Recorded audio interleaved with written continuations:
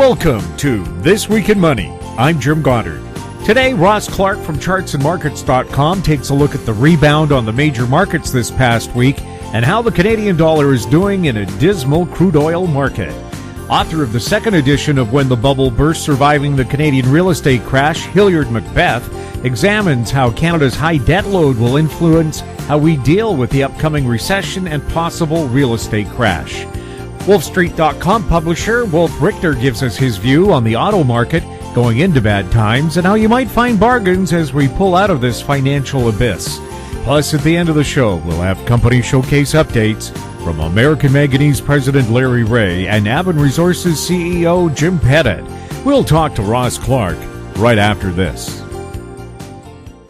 Aben Resources Limited is a gold exploration company with significant projects in British Columbia and the Yukon. Trading on the TSX Venture Exchange, symbol ABN, and the OTCQB, symbol ABN.V. Surrounded by world-class gold deposits and mines, Aben's 23,000 hectares Forest Kerr Gold Project is located in the heart of the Golden Triangle in northwestern BC. For more information, visit us at abenresources.com. Welcome to This Week in Money, the source for market opinions. Here is Jim Goddard. My guest is Ross Clark from chartsandmarkets.com, where you'll find insightful market commentary and timely technical analysis. You can also find him on Twitter at ChartsByRoss. Welcome back to the show, Ross. Good to be with you, Jim. Another one for the record books.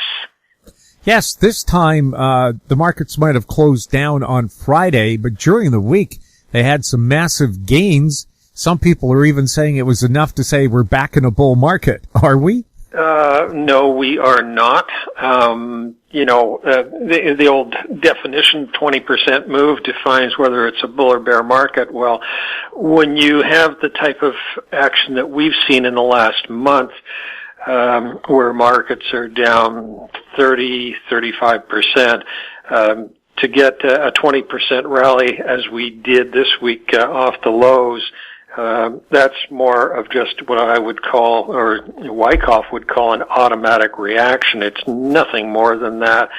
And, the objective from our perspective is to recognize opportunities as they present themselves and to have some parameters set that we can look for to determine what the trend is and how to get in there and work with it. And a week ago, when we were talking, markets were down, they'd had a pretty bad week.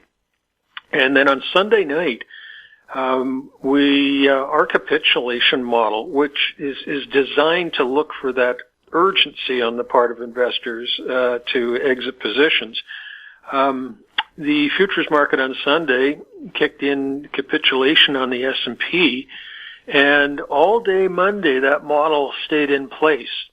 And so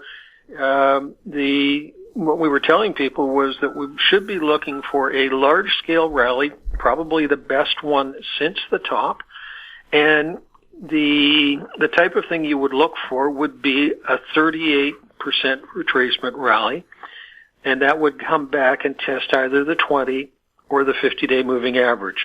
And the reason it's one of those two averages is that if the move is slow and methodical coming back, you probably make it all the way to the 50-day.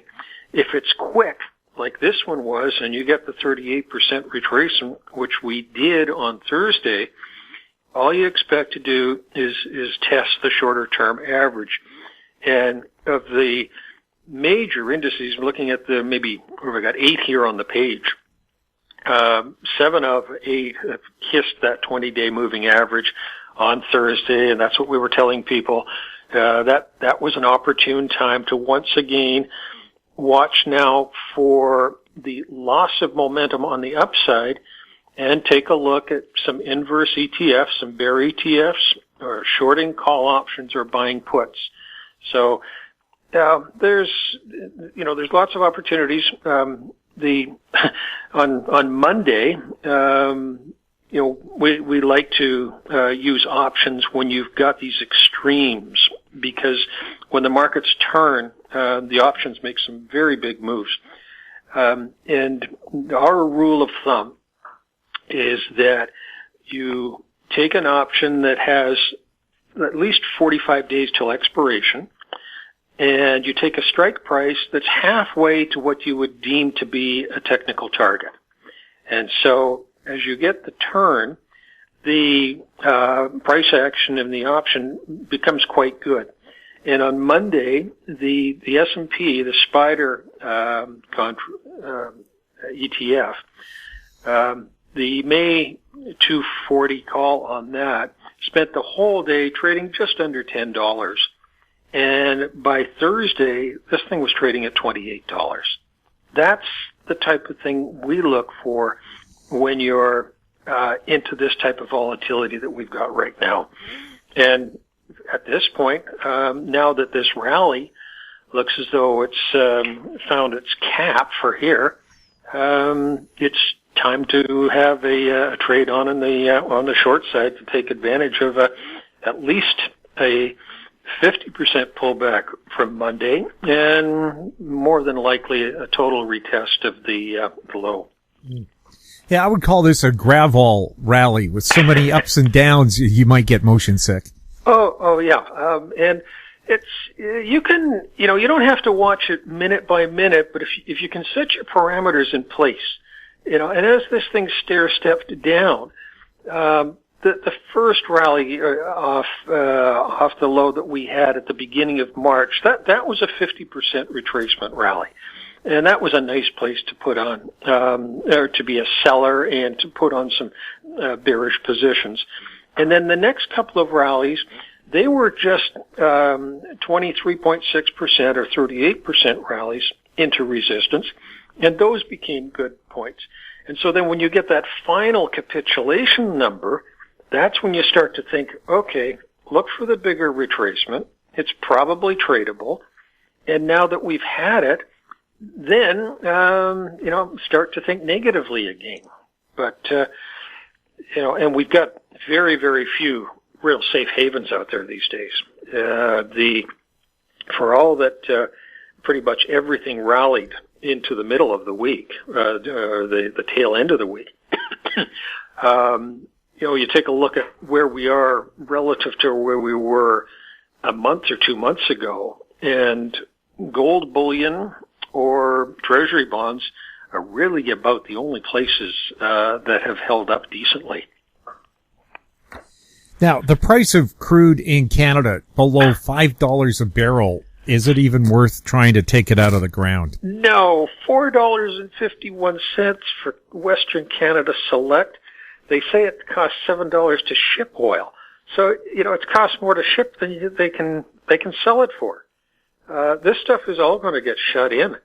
And, they're crying, in Alberta to have the federal government, step up with a, multi-billion-dollar package to help them out. But my goodness, with these kind of levels, things are, pretty dire straits as far as that whole province is concerned.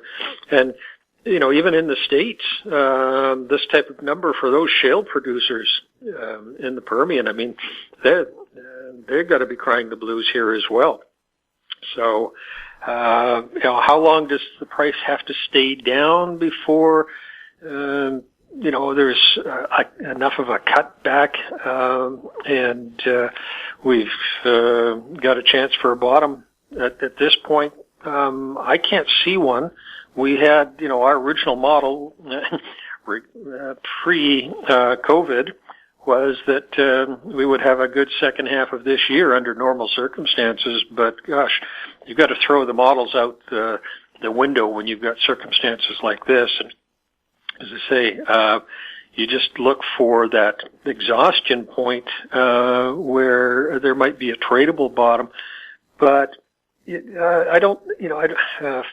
it becomes tempting to try and pick the bottom, but I would rather find items that are showing more resiliency and look to buy them on minor stages of weakness rather than picking the bottom of a sector that has already been in trouble and is not likely to have much in the way of sustained upside action. The Canadian dollar, how's it doing? Along with so many of the other currencies here in the last few days, has really come back strongly against the U.S.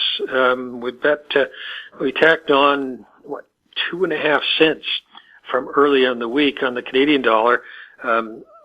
Surprisingly strong considering what's going on with the commodities.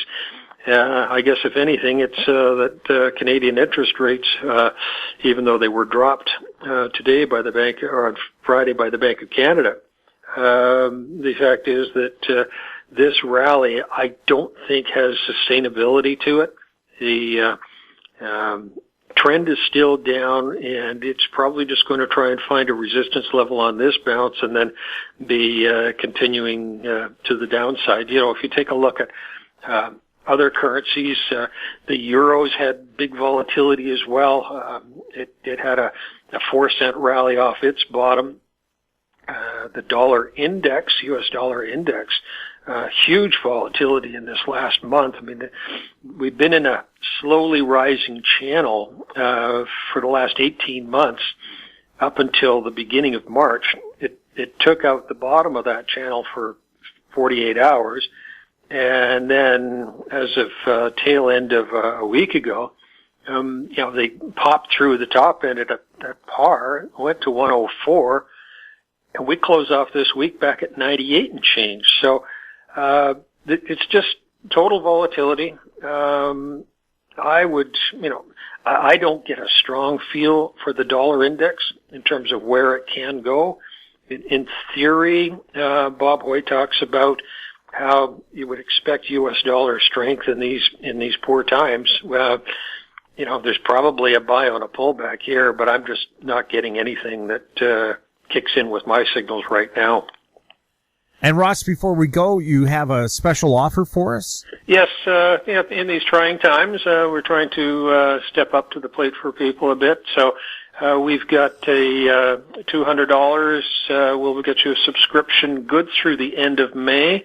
And the idea being that we would really like to help some people find some decent buying and selling levels that they can take advantage of. And as I say, log on to the website, chartsandmarkets.com, and it's right on the top area there. There's a link for the trial subscription.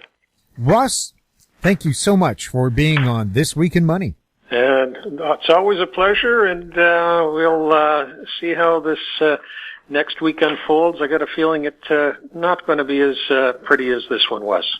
My guest has been Ross Clark from chartsandmarkets.com. You can find him on Twitter at chartsbyross.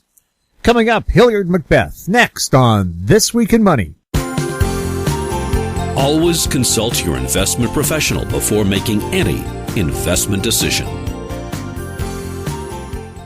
Media recognition from Bloomberg, Reuters, recycling trade publications, patented process for 100% recovery of critical metals, including cobalt, lithium, nickel, manganese, aluminum. American Manganese is focused on recycling lithium-ion batteries for electric vehicles. American Manganese trades on the TSX Venture, AMY, the US, AMY.ZF, and Frankfurt 2AM. For more information, visit AmericanManganeseInc.com or phone me, Larry Ray, at 778-574-4444. This Week in Money is archived online at talkdigitalnetwork.com. Welcome back. My guest is Hilliard MacBeth, author of the second edition of the book, When the Bubble Burst, Surviving the Canadian Real Estate Crash. He's also a portfolio manager and financial advisor in Edmonton. Welcome back to the show, Hilliard. It's always a pleasure. Hilliard, are we likely to have seen the bottom in the stock markets? In a word, no.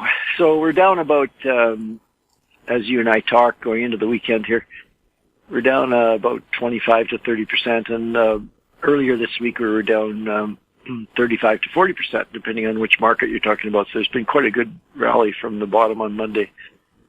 But if you look at the overall the last few years. The peak in February, just before this, basically it was sort of towards the end of February, the market peaked.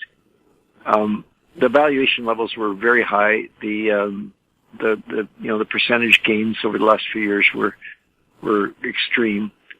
And to get back to, of course, I'm always thinking value, and so to get back to value, unfortunately, probably has to go down more. And then this, of course, the other reasons are we haven't seen the peak of the virus yet, and we haven't seen a major bankruptcy, which we always see when you get one of these corrections. And I don't think people have come to terms with what a global recession really means. There's obviously a global recession on, and it's early days yet. So I would think people could wait a few more weeks or even a few more months before they see the bottom. Are derivatives a concern for the markets? That's an interesting question. I haven't really thought. The derivatives are basically used now mostly by hedge funds. The banks were used to use them before 2009, the big banks, and after 2009 they won't touch them because they didn't really understand them. If we ever heard the full story, they get some young guy with a plan with derivatives, and the bank throws some capital at them, and they, for the first while they're making enormous profits and they're really happy, but they don't really understand what he's doing, and then the crash comes and they almost lose the bank, and then they decide, we don't want to do that anymore.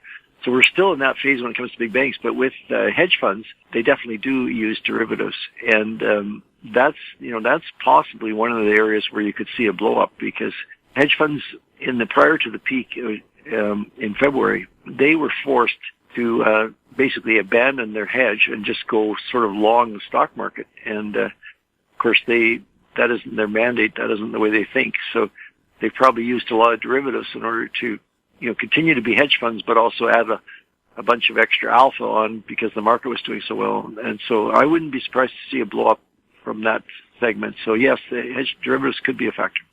The Bank of Canada, the U.S. Fed, recently dropped interest rates substantially. We've had a stock market crash and a pandemic. Is economic demand doomed for the foreseeable future in Canada? Well, the interest rate cut, they just cut it. They had an emergency cut again today. So it's like a third emergency cut, I think, and we're down to 25 basis points, which basically is as low as the current Bank of Canada management will go. It's not going to have much impact because, really monetary policy doesn't work if people aren't taking out loans to buy houses and cars and stuff, and there's definitely not much of that going on. So, what we're going to have to see, and this is a big change from the last 15 years roughly, is we're going to have to see fiscal policy. And we got convinced of this idea that government should be small, government should spend less, government should keep the deficit down, and we'll just let the monetary policy and the binging on debt make the economy go. Well, now we don't have the monetary policy and the binging on debt available. That lever has been shut down for now. So the only thing left really of size would be government actually spending money. And so this first round that's just happened the last couple of weeks, where they're sending checks to each individual household, each individual bank account, and now just today they added a check to small business. We'll see if that results in any spending, but it could very well not right away cause much stimulus because people are so scared they might just hoard that money. And in the Great Depression in the 1930s, they went through all these stages of trying different things. And in the end, I'm not going to be able to remember the exact quote from FDR, but the essence of it was the government has to go out and just hire the people and give them a job and do something like build the Hoover Dam or something. That's the only stimulus that works. And I don't know if we'll get that far this time, but these measures are probably not going to be nearly enough. Right. During the Depression, they built the bridge in Regina, the Albert Street Bridge. It's 1,000 feet long over Wascana Creek, which is about 25 feet wide. And they also built the Burrard Bridge, which is a very nicely decorated Art Deco bridge in Vancouver. But right now, the country does need a lot of infrastructure projects. Is this the time for the government to get these things moving? We keep hearing that we're going to get a rapid transit line out to UBC, and why not build one down in the Fraser Valley in Vancouver? And would that not help housing as well if you get rapid transit down the valley in the lower mainland, which is constricted by the ocean, the U.S. border, and mountains. Well, exactly. That's the kind of thing that needs to be done. But right now we're in the phase where there's just a flat-out panic about the virus and that sort of thing. And then unfortunately what happens is you get all this talk about, you didn't use the word shovel-ready, but I'm sure we'll hear it. And of course, shovel-ready is actually not, isn't quite as immediate as it sounds. It's probably a year to a year and a half to even 2 years from the moment that the government says, here's the money, to when people actually start working. And that's the problem, because by that time, in a normal recession, the recovery's already started. So and then all they're doing is just adding pressure on the labor market, when the recovery's already well underway.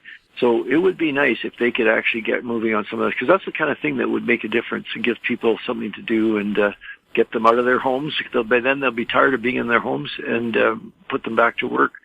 But I wouldn't, the other problem in Canada we have, of course, is multiple levels. So for instance, in Edmonton, where I live, there's an extension of the light rapid transit, they call it.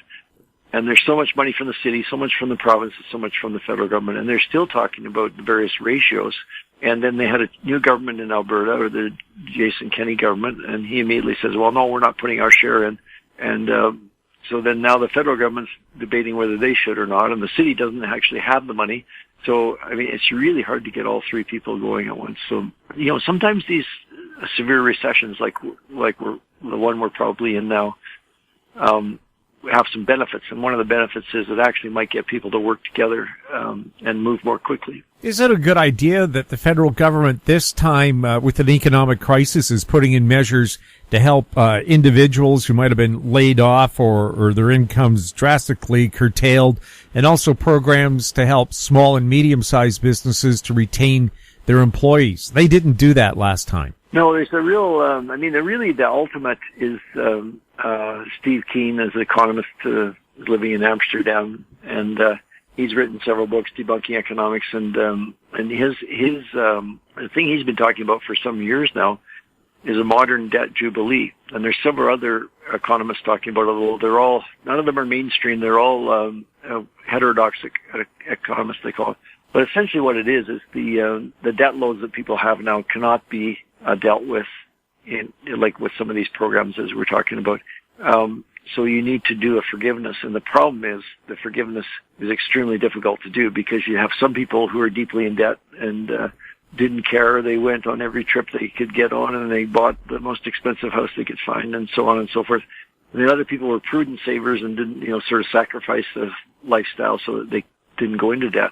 So the way you do it is you put the same amount of money into everybody's bank account. And I don't know if we'll get there this time, but that I would have given it a 0% probability a year ago, and now I'm thinking maybe there is a 25% probability that we might even get to something like that, because otherwise we're just going to be, all of these programs that where we send out money to people are going to be basically like Japan has been for the last 25 years, where people just basically paid down their debts. No matter how much money they got into their business or into their household, their immediate reaction was to just save the money, and usually in the form of paying down debts instead of spending it.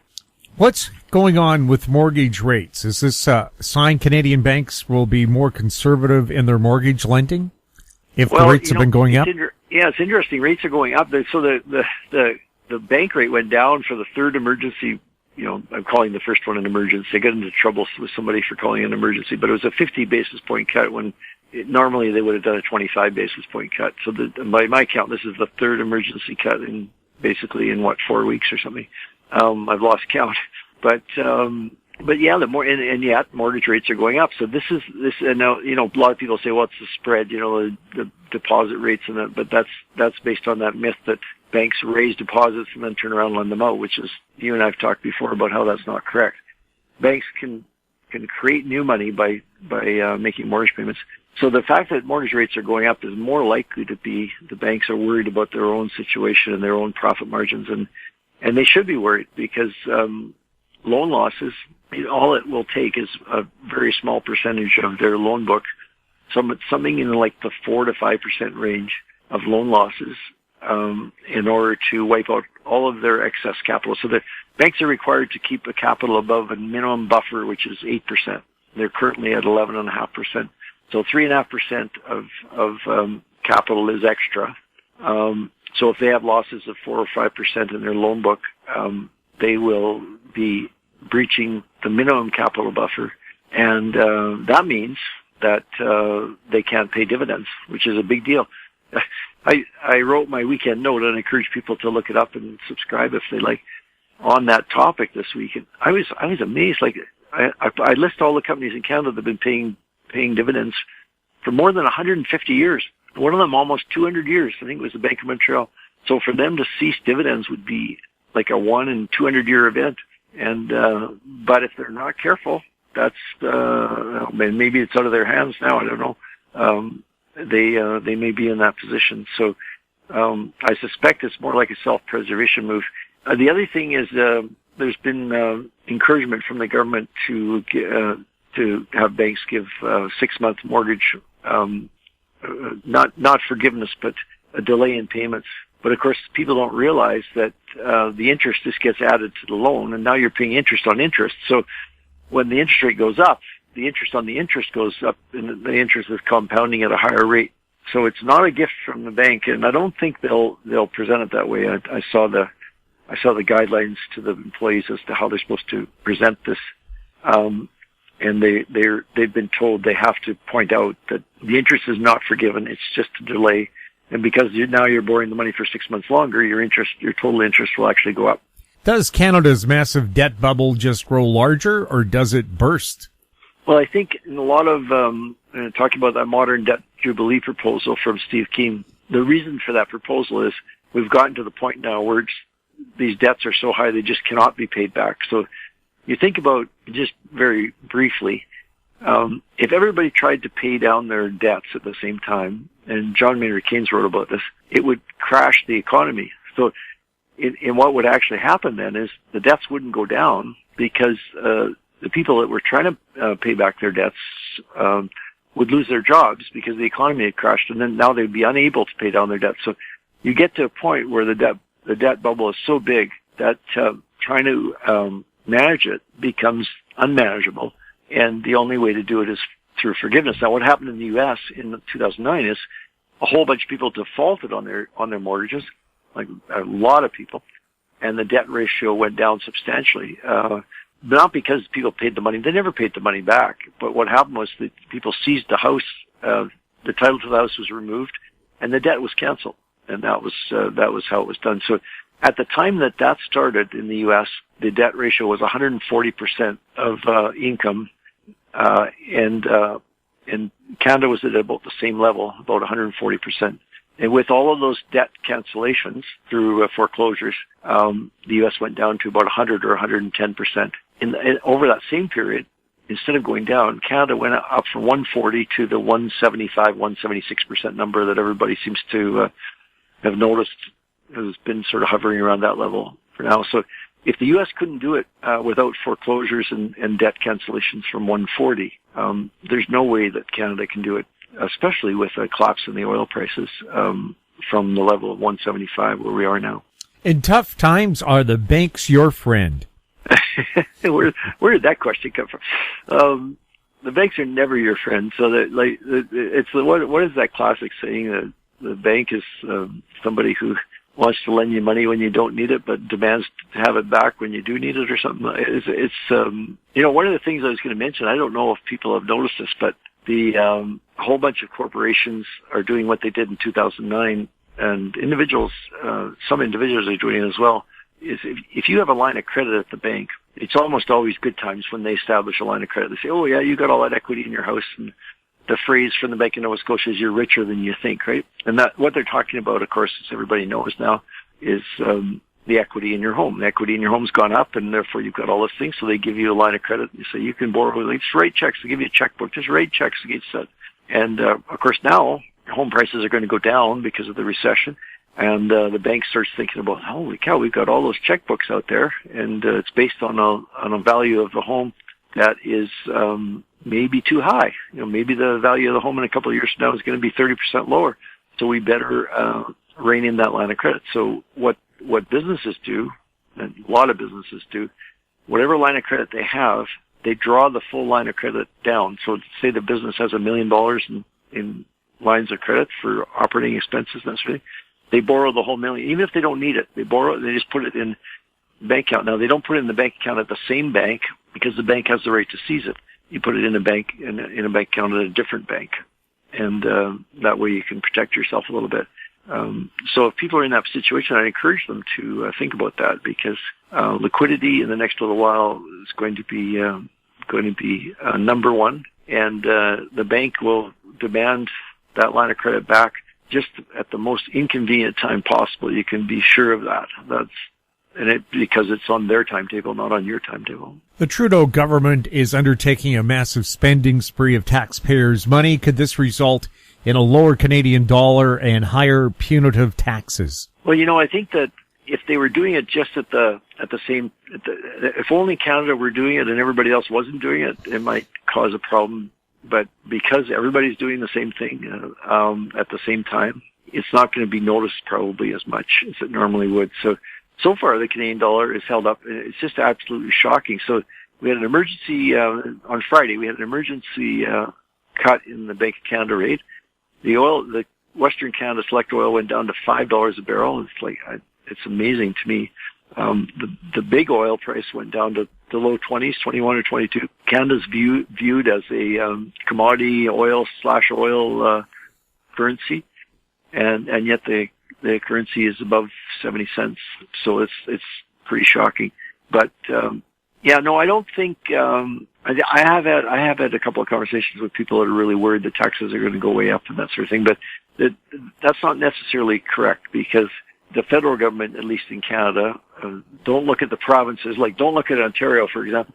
But the federal government, for sure, is in great financial condition. In fact, it's probably the best of all of the OECD countries. It's probably got the lowest debt to GDP ratio at about 30%. So they got lots of room. Like a typical federal government like the U.S. would be at 70 or 80%. France would be at 90%, something like that. So the government of Canada can they can borrow a lot of money, and they don't need to tax Canadians right away. The interest charges with interest rates as low as they are now, they won't even be noticeable. I know a lot of people are worried about that, but that would be when interest rates go back up to 5 or 6% if they do. But as long as interest rates stay at these levels, the government's got a lot of room to borrow and spend before they have to worry about paying it back. And if the economy ever starts to grow again at more than 2% a year or something, then even the debt to GDP ratio doesn't have to go up, because they can grow their way out of it. But they're not going to be thinking about that now. They're thinking about how do we save Canada from a depression. That's essentially what they're going to be thinking about. People seem to like receiving handouts from the government. Are more and more handouts likely to have repercussions, or can governments just keep borrowing money from the central banks indefinitely? I think it was in the early 2000s in Alberta, we had checks sent out. I think it was $400. Ralph Klein, the premier, sent them out. They call them Ralph Bucks or Klein Bucks or something like that. There was really no reason for it. It was basically it looked to me like it was just trying to buy votes. But in this case, there's genuine valid reasons for it, and that is that people just don't have the liquidity. If they don't have a paycheck, if they're at home not going to work, the business that they work for is not going to send them a paycheck. Now, there's a new program that came out on Friday as well. So much happened on Friday. Holy cow. They are saying to businesses, we'll pay 80% of your wage salary and don't stop paying your people. So that is a change, but that's all designed to just not having a cascading effect where a whole bunch of businesses go bankrupt, like restaurants and all these different service industry situations. If people stop spending money, they're going to be in, and none of these businesses, the difficult thing, I don't know about other cities, but Edmonton, Calgary, I know Vancouver for sure, probably. Most of these small businesses, they basically barely make enough money to pay rent, right? The landlord is getting the rent. If they have a bank loan, they got to pay interest on the loan. They got to provide the service, the business that they're doing, pay their taxes, their business taxes, and they don't have a big buffer sitting around. It's a bank account somewhere. that lot of months, I'm sure they can't even pay themselves a wage. So you either watch all these businesses go out of business, or you give them some kind of support, and it's not going to hurt anybody in terms of inflation or the economy, as long as they withdraw it at the point when the economy starts to recover and go on its own. And if they don't withdraw it, of course, then it becomes a huge inflationary boost. But we're quite a ways away from that, I suspect. Should companies that have been busy buying back their own shares instead of keeping the money for reinvestment or for a rainy day, do they deserve to be bailed out? Well, that's going to become a really big deal. I think even President Donald Trump said he was against it. He's always the friend of big business but he even called out about it. I'm sure he saw it on TV or something. But what I was going to do, I haven't had time. I've been so busy talking to clients and sort of helping everybody get through it. But I was going to go, because obviously the bank bailouts, they just announced yesterday, on Thursday, that they're going to reinstate the insured mortgage purchase program, which started out in 2008 at $25 billion and eventually was authorized to go as high as $125 billion. And I think the maximum amount was $69 billion they spent. Well, this time they jacked it up to $150 billion. So this is like the government's buying all the mortgages, and the thing is, they're not buying them from investors; they're buying them from the banks, right? So that's in my opinion, anyway. There's a debate over whether it's a bailout or not, but in my opinion, it's a bailout. So when you think about that, you think, well, that's taxpayer money being used to support the banks, right? So in the meantime, you look back at the last 5 years of business, and in the bank, in all the Canadian banks, especially the big ones, they've raised their dividends every year, and they've been buying back their shares like crazy. So there's billions and billions and billions of dollars that could have been built up in the capital structure of the banks to have a cushion for this downturn. There's always another downturn coming, and obviously anybody who read my book would know that this next downturn was going to be a severe one because of the housing bubble and the debt levels. So why were these businesses buying back their own shares at much higher prices than they currently are trading at? I mean, that's the most amazing thing, is that they always buy them back at prices near the peak, and that's so it's a total buy high, sell low trap. So they end up, I don't know if they'll end up having to issue shares, but certainly the time to buy back shares would be when the share prices are low, or just don't do it at all. Like instead, just either reinvest the money into more capital into the business to make the business safer, or do research and development or capital expenditures to make the business stronger. And all it does is just increase the leverage and make the whole structure of the business more dangerous. Well, up until 1982, it was illegal to buy back your shares. Should that be made illegal again? Well, certainly for businesses where the government is joined at the hip, as the banks and the government of Canada are. I mean, that's just crazy. Like, why are the taxpayers in this case, it's like that last program where the insured mortgage purchase program, whether it's a bailout or technically, or whether it's assistance or whatever you want to call it, it's 150. It's the single biggest government expenditure ever authorized when it was first authorized about 12 years ago. And why would we allow an institution? Because a bank isn't really a business like a dry cleaner. It's an institutional imperative, which means that you can't let it fail. Why is the government allowing them to do that, and then having to step in every 12 years to give them assistance? It doesn't make any sense to me. It's crazy. And if the taxpayers knew the whole story, I'm sure they would be up in arms. But people are so used to it now with banks that they hardly notice. On the other hand, companies like Boeing, for example, there is more of a debate about should we bail out Boeing. And if the government tried to do any more for Bombardier, for example, who's basically, I think, right on the verge of stopping their business activity, I think there would be a real outcry. But any of these things are questionable from the taxpayer's point of view, because there's lots of people in society that need help, and in the case of entities, institutions that make billions of dollars every 3 months, not billions of dollars a year, billions of dollars every 3 months, and then they accept government help during times like this. So it's I don't know, it's a debate that we've never really had in Canada, and it would be refreshing to see more people speak out about it. We'll have more with Hilliard MacBeth right after the break.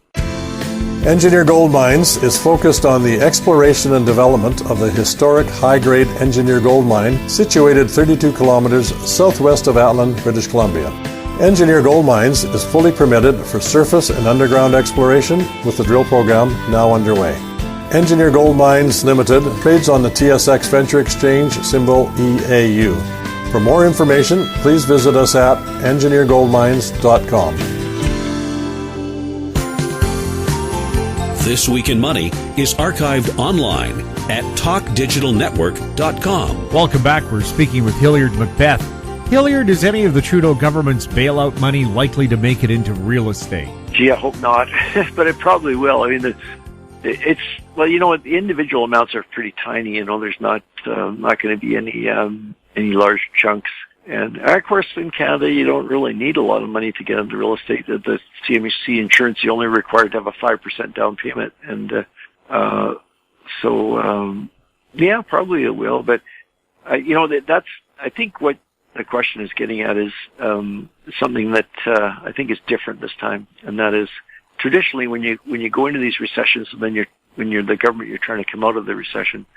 Housing is a number one engine. I remember Governor Pelosi of the Bank of Canada let it slip. I don't think you're supposed to say it out loud, but he said it out loud.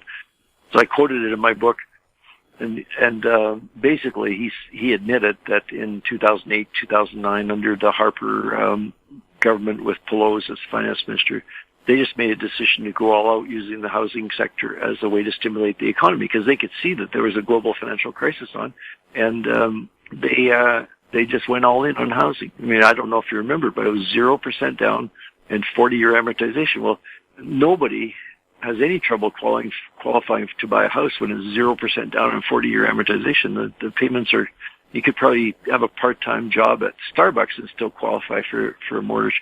So yeah, it's not going to work this time. Like if it does go into housing, it's not going to be the engine of growth that is going to get us out of this, and that's kind of a scary thought because it's not going to be the energy sector either. So the question is, what sector is it going to be? If it's not housing and not energy, I don't know. We're going to have to start charging people to live in Vancouver and to be able to see the beautiful sunsets and all that. I don't know. Is the coronavirus the black swan that could collapse real estate in Canada, especially in Vancouver and Toronto? Well, for sure, the bubble is bursting, and when the history is written, it probably will be the virus that gets blamed. But it already started to happen.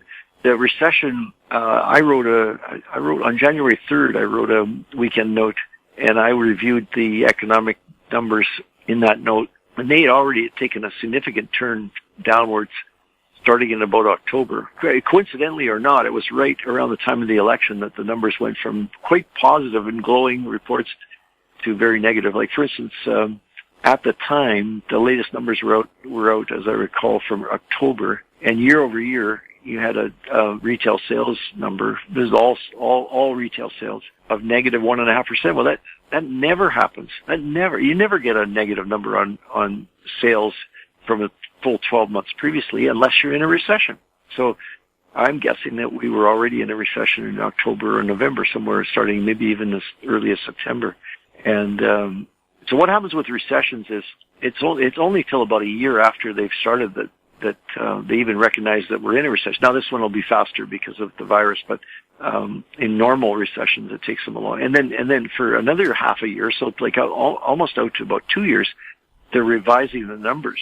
And because a lot of these numbers that they put in as GDP are preliminary numbers, but eventually they get the final numbers and they go back and revise them, and nobody pays any attention. But it often changes when the start of the recession. And I think in this case it's going to, people say the recession started in March of 2020 when the virus started to hit. It'll actually when they finally write the history of it, I'm pretty sure they'll find out it started way before that, maybe back in October, November. But that wouldn't stop the black swan. And you know, the virus is a complete black swan, and nobody saw it coming. And even if they did see it, there is some podcasts, one by Bill Gates in 2015, that talked about the next time we get hit by a pandemic. But even that didn't connect it to a severe recession like this is going to turn out to be. So no, it was already, it wasn't the black swan of the virus. That it was enough to tip it into from whatever it was going to be to something much worse. But we were already, the housing market was already, the bubble was already bursting, and the peak prices had been hit everywhere in Canada, except maybe Ontario, for at least a couple of years prior to that. And even Toronto, Ontario, the peak in the single-family homes in the higher end was in 2017, but their condo prices kept rising for a while. So it still shows a mixture of rising and falling markets, but essentially, I think what had happened was the downturn had already started a year or two ago, and the virus will tip it from an orderly downturn to a disorderly downturn, if you like. When a real estate bubble bursts and is impacted by a black swan event, especially one that shuts down the economy, could the decline in house prices be greater and faster? For sure. And the thing is that, as you and I've talked about before, it would all be good if there weren't so much debt involved. But once you've got all this debt involved, what happens is when the house price drops, the banks get scared, and when the banks get scared, they all of a sudden, you know, when the times are good, you're looking at say $1 million house in Vancouver, and the appraisal comes in at $1 million, and the bank says, well, you know, what the heck, we'll lend 90% of that, let's say $900,000, and we'll trust the appraisal, and they're eager to do the business. And then the downturn starts, and the recession is on. Well, if the appraisal comes in at $900,000 or $850,000, the bank goes, well, yeah, but you know, what's the price going to be a year from now or 2 years from now? We want a more careful appraisal. So the next thing you know, they change appraisers, and now they're talking $750,000, the same house. And now they say in the maximum we can lend on that is not 90%. Now we can only lend 75% because we're going to get an extra buffer in there. So now you're down to 75% or $750,000. The most they'll lend on that house that they were willing to lend $900,000 on is now down to $500,000. And that's exactly what happens. And sometimes it takes a while for that to happen because bankers are human too, and they don't change right away. And sometimes it happens really fast if there's a major event like this. And actually, it's been so long since we had a major event, but in the early 80s we had a major event, and some big bankruptcies in Alberta. Big oil company named Dome Petroleum and a bunch of other stuff, smaller stuff. And the banks, the banks from Toronto, headquartered in Toronto, Montreal, actually sent out new people to they moved the people from Alberta out of Alberta and moved them back east, and they moved people from the east out to Alberta. And the reason they do that is because the guys that made the loans, or the girls and guys that made the loans in the good times, they have trouble being tough enough on the borrowers in the bad times. So they put in new people who don't have any personal relationship, and that way they can say no much more easily. So that's the kind of thing that happens, and I'm sure it's going to happen this time. It's unusual. It doesn't happen in every downturn, but it does happen maybe once every 30 or 40 years. In bubble cities like Vancouver and Toronto, how great a percentage decline could we see in the low-end, mid-range, and high-end homes? Well, you know, I think in the high end in Vancouver, we're already, in some houses in West Van, we've already seen 50% drop. But that isn't the average, but that's the odd house. There's one street up there, I forget the name of it. It's got like 4 or 5 of those big houses for sale, and one of them sold. It was originally $11 million, and they ended up selling for $5.5 million. Exactly 50% drop. So who knows? But you know, the dollar amounts on the big houses come down more, even as a percentage, but even the percentage is bigger on the big houses. So, you know, you got crazy things happening with condos in Vancouver.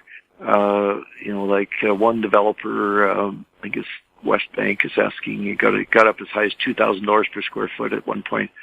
that'll come way down. That'll come down way below $1,000 per square foot. But a lot of those are pre-construction sales, so the building doesn't even exist yet. And in some cases, the building may never get built. But on existing homes, that I would think you'd probably see 50%. We've already seen 50% at the very high end, because a lot of that's reliant on the foreign buyer, and the foreign buyers have no longer are coming.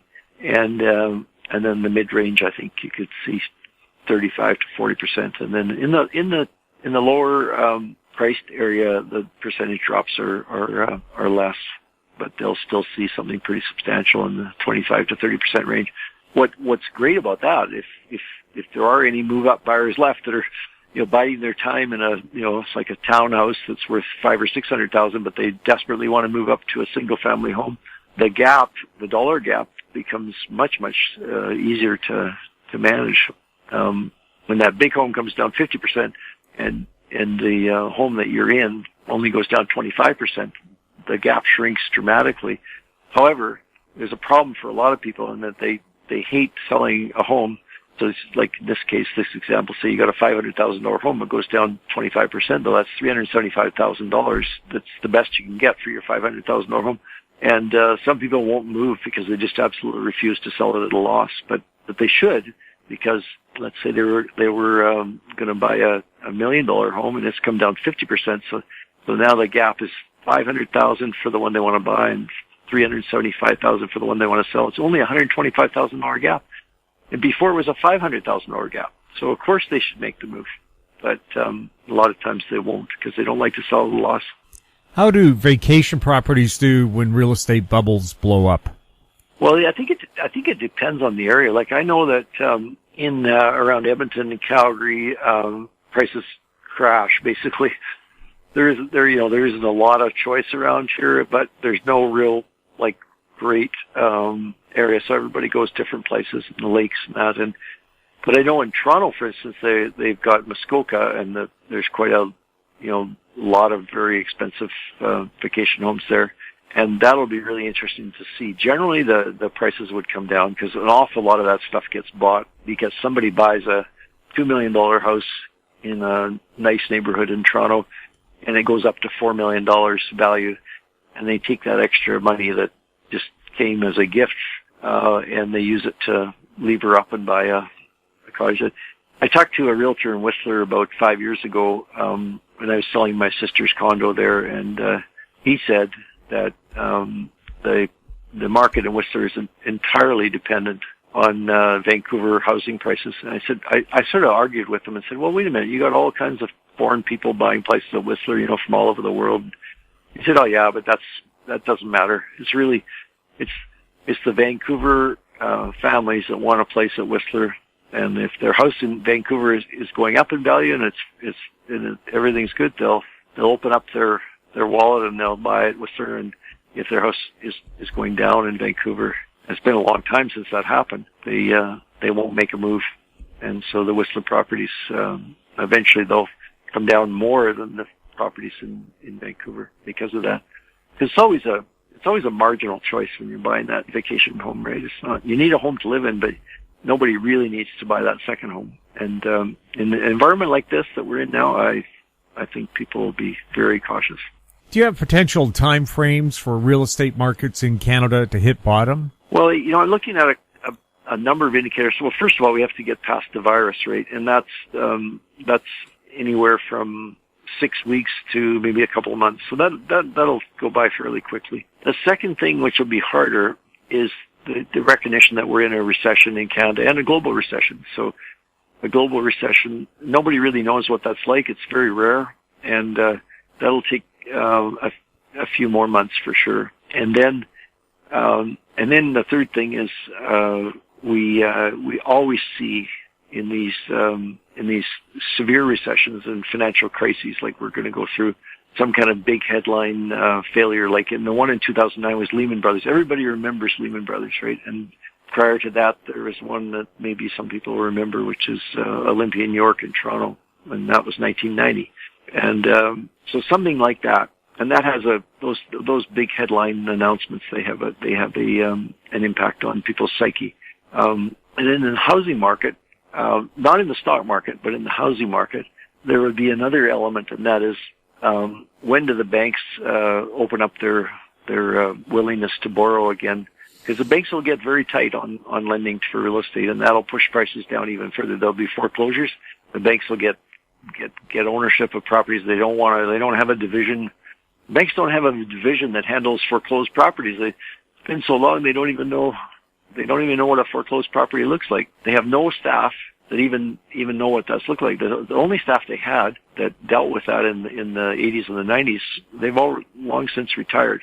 And so it's not going to be good for the bank management and the bank employees who are trying to figure out what to do with these foreclosed properties. And that'll make the bank more reluctant to lend to buy new housing. So it's because the debt needs to come down that it'll take longer. So those first items that I mentioned, they could all happen in 6 months quite easily. But the last one, the willingness to start lending again, that could take longer. And we could be looking at a year or two. In the U.S., the housing market peaked in 2006, and it didn't bottom until 2010, so 4 years. If that's the case, and let's say Toronto probably sets the timetable for this thing, if Toronto peaked in, say, the middle of 2017, then 4 years would be the middle of 2021. So it would be another year and a half to go, a little bit more, let's say. So, but I think it might be a bit longer than that because I was in Whitefish, Montana, and talking to an investor there, real estate investor, and he said that he had a house he wanted to buy that was a $5 million house, but the guy was willing to sell it in desperation for $2 million, and he needed $1 million from the bank. He had $1 million. He needed $1 million from the bank, and they couldn't get a loan. They wouldn't give him a loan. And finally, the vendor gave him the loan and lent him the money because he said, I'll pay it back in a year or two, and he did. But I said, well, in 2009, I said, I can understand the banks being spooked. That seems crazy. They wouldn't give you a loan when you had 50% down. He said 2009. He said that was 2017. that was 10 years or 7 years after the crisis was over, and they still wouldn't give the loan. So the length of time that banks get spooked in a downturn like this, we just don't have any idea. Now that's a small part of a remote area, and the banks aren't probably like they would be in a big city like Vancouver or Toronto. But we just don't know how the banks are going to react to this. One thing we know for sure is they're accepting a lot of help from the government.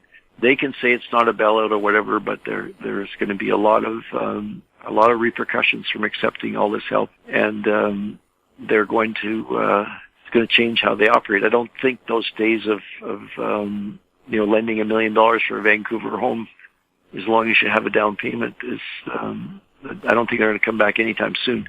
It's going to take a long time, and it may be a really long time before that comes back. So the housing market will start to recover at some point, maybe 1.5 to 2 years from now, but it won't go back to the boom times that we had prior to 2017. When the real estate markets finally bottom in Canada, are we likely to see a V bottom or an L bottom? Well, that's a great question. I think really from what I just said that I think I'm looking at more like an L bottom or a U bottom, let's say, where it takes a long time for people to.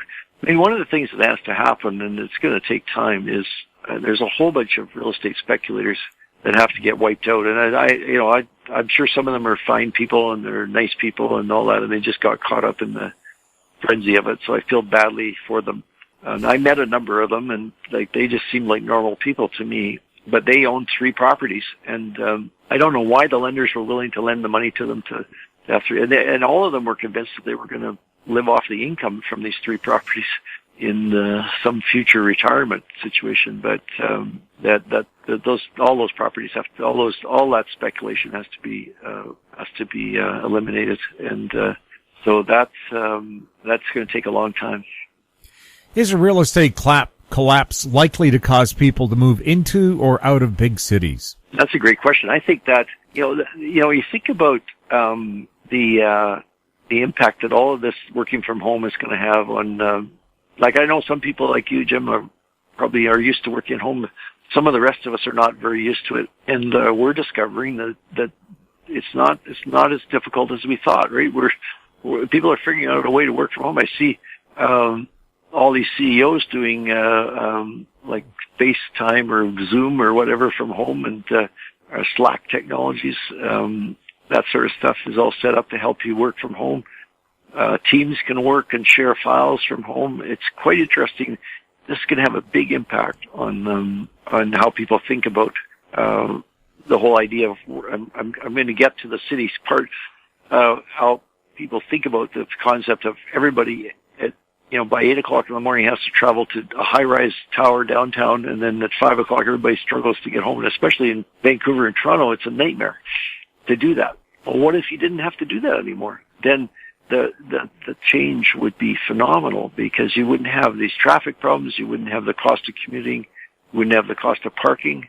Even in Edmonton, to get a reserved spot in a nice spot, it's like $300 or $400 a month, and that's a huge impact. So if all of that changes, then I would think that you might find people moving away from large cities, because the main attraction of a large city, it has always been the fact that that's where the jobs are, right? And the highest paying jobs are usually at the center of the very large cities like Toronto and Calgary and Vancouver. Used to be Montreal, but not so much Montreal anymore. So if that's no longer true, if you can get a really good paying job and live in Kelowna or Golden, BC, or Medicine Hat, Alberta, or something like that, life's a lot simpler in those places than it is in, certainly commuting is nothing. It's like the longest commute in Medicine Hat, Alberta is like 4 minutes. And there's no traffic to speak of. So, if you could do your whole job and everything and still be CEO of that company, it might be very tempting to try it. So I wonder if, the combination of the technology plus the virus, people working from home, and, the real estate, bubble bursting will encourage people to look for alternatives. And also, will commercial operations require that big office tower once they find out it's a whole lot cheaper to have people work from home? You don't have all that overhead, property taxes, hydro bills, and so on. There's a company in Western Canada, TELUS, the telephone company, and they built a new building in Calgary, which I think is just opening. Terrible timing. But they wanted to have much smaller space for people in the office tower, and they were going to do it in their existing building, but it turns out there was a problem with the inspection, the approvals, because you need so much space per person, and then you need so much. There's a fire, you need to have a stairwell anyway. It was complicated, but so they built a new building, unfortunately for them, and they've got it worked out where they can have way more density. And because people aren't going to be there, they're going to be working from home, they're going to be working from the car, they're going to be out meeting the customer. I mean, really, I remember reading a story about Sam Walton, the founder of Walmart, and he had, and the headquarters of Walmart was in some place like Arkansas or something. Anyway, he had executives, very highly paid executives, and he gave them offices the size of a broom closet. And they complained, and he said, I do not want you sitting in your big grand office and headquarters here. You can't learn anything here. I want you out visiting the Walmart stores, finding out from the people that work there and the customers what needs to be improved, what needs to be changed. And so he deliberately made it very uncomfortable for them to be at the head office. And so maybe, I don't know, maybe there's a certainly at the very with a surplus in like Calgary's got like, I don't know, 25% vacancy before this downturn in high-rise office towers. It's probably over 30% now. There could be a permanent change. Now, on the other side, of course, is because of all those vacancies, they're going to be able to offer people really cheap space. So maybe that'll attract people back. But I think there's a big change, and it was probably coming anyway because of technology. I'm kind of surprised. Our company, we all have clients, and people started working on this about 4 years ago. I remember, and I remember thinking, I don't have to worry about that. Set up to where completely worked remotely with absolutely no visit. It was basically on a disaster plan scenario was what it was. But they set it all up. They had it all ready. They turned it on and it worked. We're all working from home. We're all collaborating. And it's amazing. So now that people find out that it can be done, maybe they'll choose to do it. Could a lower Canadian dollar attract foreign buyers, even though there are foreign buyer taxes in some markets? And given the shape of our economy right now, do we need foreign buyer taxes anymore? Well, we probably don't need foreign buyer taxes. I'm not sure how many foreign buyers there are going to be, but yeah, I guess if our Canadian dollar, I'm fully expecting it. I'm actually amazed that it isn't below 70 cents right now. It was at 70 cents earlier this week, and now it's back above 71 cents, and yet the price of oil is as low as it is. But if the Canadian dollar went down to 60 cents or something, you could get foreign speculators coming in, and some provinces like Prince Edward Island and I think parts of British Columbia as well, like on the Gulf Islands and stuff, different properties like that. There are some pretty big restrictions on who can buy and how much they can buy and all that. But in general, Canadians haven't gone in for this restriction. But if our dollar gets low enough and we get cheap enough, we're not really anywhere near we're cheap enough to really attract the foreign buyers. But I don't even know if it works that way, because really, when did we have the biggest influx of foreign buyers? When prices were high and they were going higher. So if you think about that, you think of the foreign buyer as a momentum trader, right? They're more interested in buying high and selling higher than they are in buying low. And so I think it's more likely that when the value really appears, which is like, in some parts of Vancouver in the high end, it's already starting to appear if prices are down 50%. That scares people away more than it attracts them. They want to see prices rising. They don't want to see prices falling. So, the person who's interested in actually living there as a permanent resident, they may be different. They may say, "Oh, I've always wanted to get into Vancouver and have a house on the ocean, and finally I can get one at a reasonable price, or somewhat reasonable price." But I think the foreign speculators, they're more likely to be chasing the hottest area. And chances are Vancouver won't be the hot area the next time around. It'll be some other place. I don't know where it'll be, but it won't be Vancouver probably.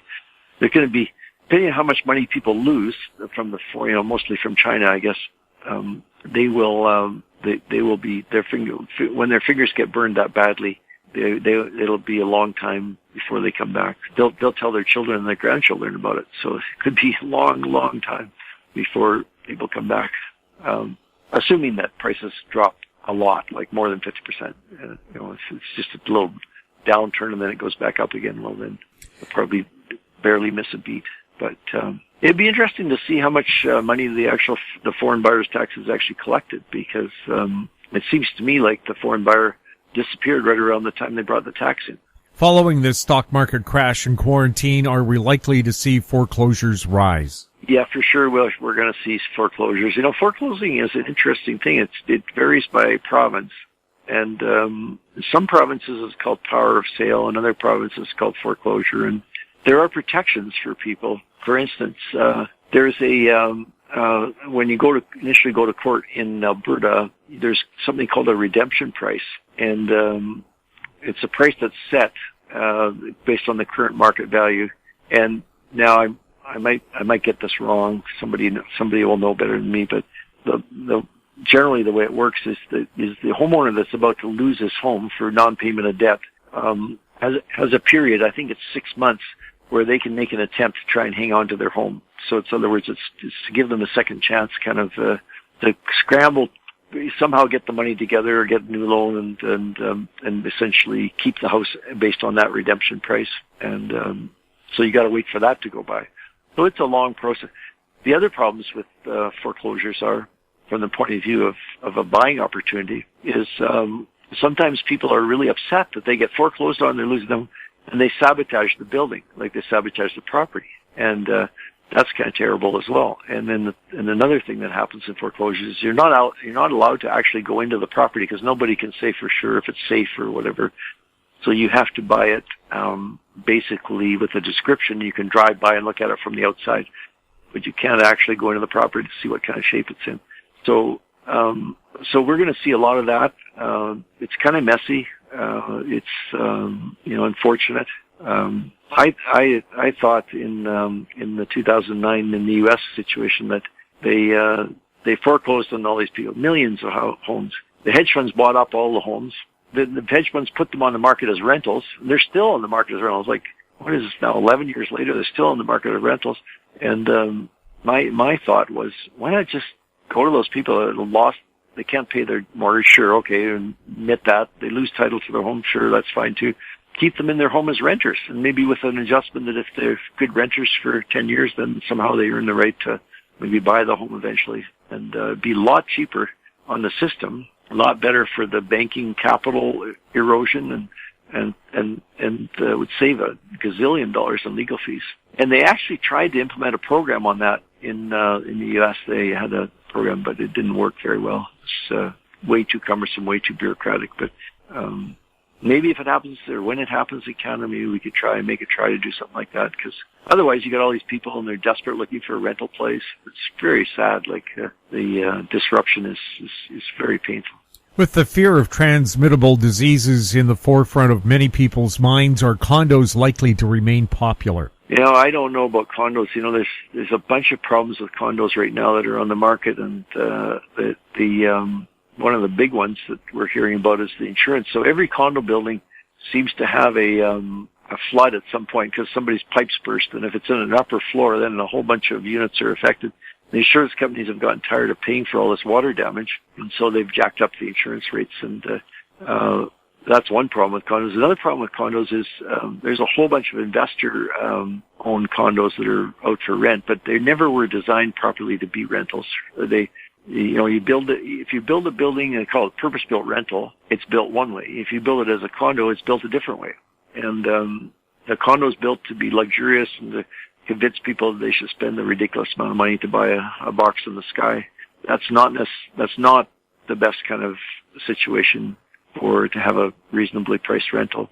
So there's a bunch of problems with condos. The future for condos in my mind is not very good. And as far as the investment, they make terrible investments. And the main reason is that you don't get much land when you buy a condo. So in a regular building, let's say 30-story condo building, high-rise, I'm talking about high-rise now, the amount that the actual land of the total cost is maybe 10 or 15%.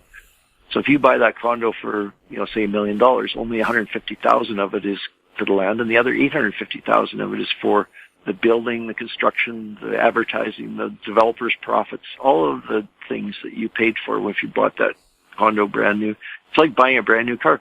So then you drive the condo off the lot, and some of those expenses just disappear. They're of no interest to the second-hand condo buyer, and so you have to have the land go up quite rapidly in value to make up for the drop in the value of the building. And even if it's a condo, they're almost always solid concrete buildings, so they don't depreciate quickly, but they do depreciate 2% a year, for example, just to pick a number. Well, that's quite a bit of money, and in the case of $800,000, that would be $16,000 a year.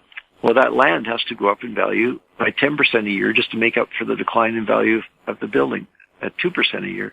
And there's no way land bought at the height of a housing bubble can possibly appreciate at 10% per year. So all of the high-rise condo buildings in Toronto and Vancouver, and probably Calgary and Edmonton too, but especially Toronto and Vancouver because the land was so expensive, that were built in the last few years it's mathematically impossible for them to be even a half-decent investment. They're going to be a very poor investment. And I can't tell you how many people I met who owned a house and also owned a condo or two. And one of the ways they get into that situation is they buy the condo first, then they move and they buy the house. But instead of selling the condo, I think because they found out that condos don't go up in value the way they thought, so they hang on to it and they rent it out. So now they got a house which they live in, and then they rent out one or two condos, and they lose money every month. The revenue from the condo rent isn't enough to pay all these costs, especially now with the higher insurance costs and the condo fees and special assessments and all that stuff. So the whole model is flawed. So when this recession runs its course and people start seeing real bargains in the housing market, and it'll come probably fairly quickly in a year or two, I'd encourage them to think about, the value you're really buying in buying something is in the land, not in the building. The building will gradually fall apart. Sometimes quickly, sometimes slowly, but eventually they all fall apart. So it's really the land that is the permanent value. We kept hearing that many people in Canada were just a paycheck away from bankruptcy with a shutdown in the economy. What can these people do? Well, one thing they're doing is they're saying, I'm not going to pay my rent. So there's a whole movement saying, if I'm laid off from my job and I don't have a paycheck anymore and I've got all these debts, I'm just not going to pay my rent. And the whole system breaks down if people don't pay their rent. And if people don't pay their mortgage and don't pay their rent, if one or two people do it, it's no big deal. Maybe they get divorced, maybe they get sick, maybe they get fired from their job or whatever, it's no big deal. But if a whole bunch of people at once do it, the whole system, the whole financial system breaks down. And so this is why I was so outspoken about the debt bubble. It's very dangerous to have people living one paycheck away from insolvency. It's just a very dangerous situation to have such a highly levered, highly indebted society walking around, and they really can't handle even one missed paycheck. And this virus is going to be more than one missed paycheck. If you think of paychecks coming every 2 weeks, it's going to be 4 or 6 or 8 missed paychecks probably before this thing's done. So if you talk to a guy like Doug Hoyes, you can find him on, although he's not as active on Twitter right now because he's so busy, but he's the head of one of the insolvency trustee companies in in Toronto. He told me that it's just regular people. They're not like you think, oh, well, if somebody goes bankrupt or files for consumer proposal, then they must be bad people or something. They're not bad people. They have a high debt load, but everybody has that, so it doesn't make them a bad person. And then something happens. One little thing, like somebody loses their job, or somebody gets sick, or there's a divorce, or something happens. And life always has things that happen like that. But then on top of that, if you add a virus, when a whole bunch of people, like it was announced on Thursday that more than 900,000 people applied for employment insurance, and now they got a new program, which will probably be another 1 or 2 million people applying for, which is for people that don't qualify for employment insurance. So hopefully those programs will allow people to make their rent payment. But yeah, it's ridiculous. It's just ridiculous to try and run an economy or a society where people are so desperate for money. I remember 40 years ago when I started in the financial industry that we always used to say you should have 3 months of all expenses in the bank just as a buffer. And I just remembered that recently. I thought, when did we stop telling people to do that? I mean, I guess they didn't want to hear it. So you can't really tell people what they don't want to hear for very long if you're trying to attract new clients. But 3 months, so what would that be for most people? $9,000 or $10,000 or $12,000, something like that. People just don't have that anymore.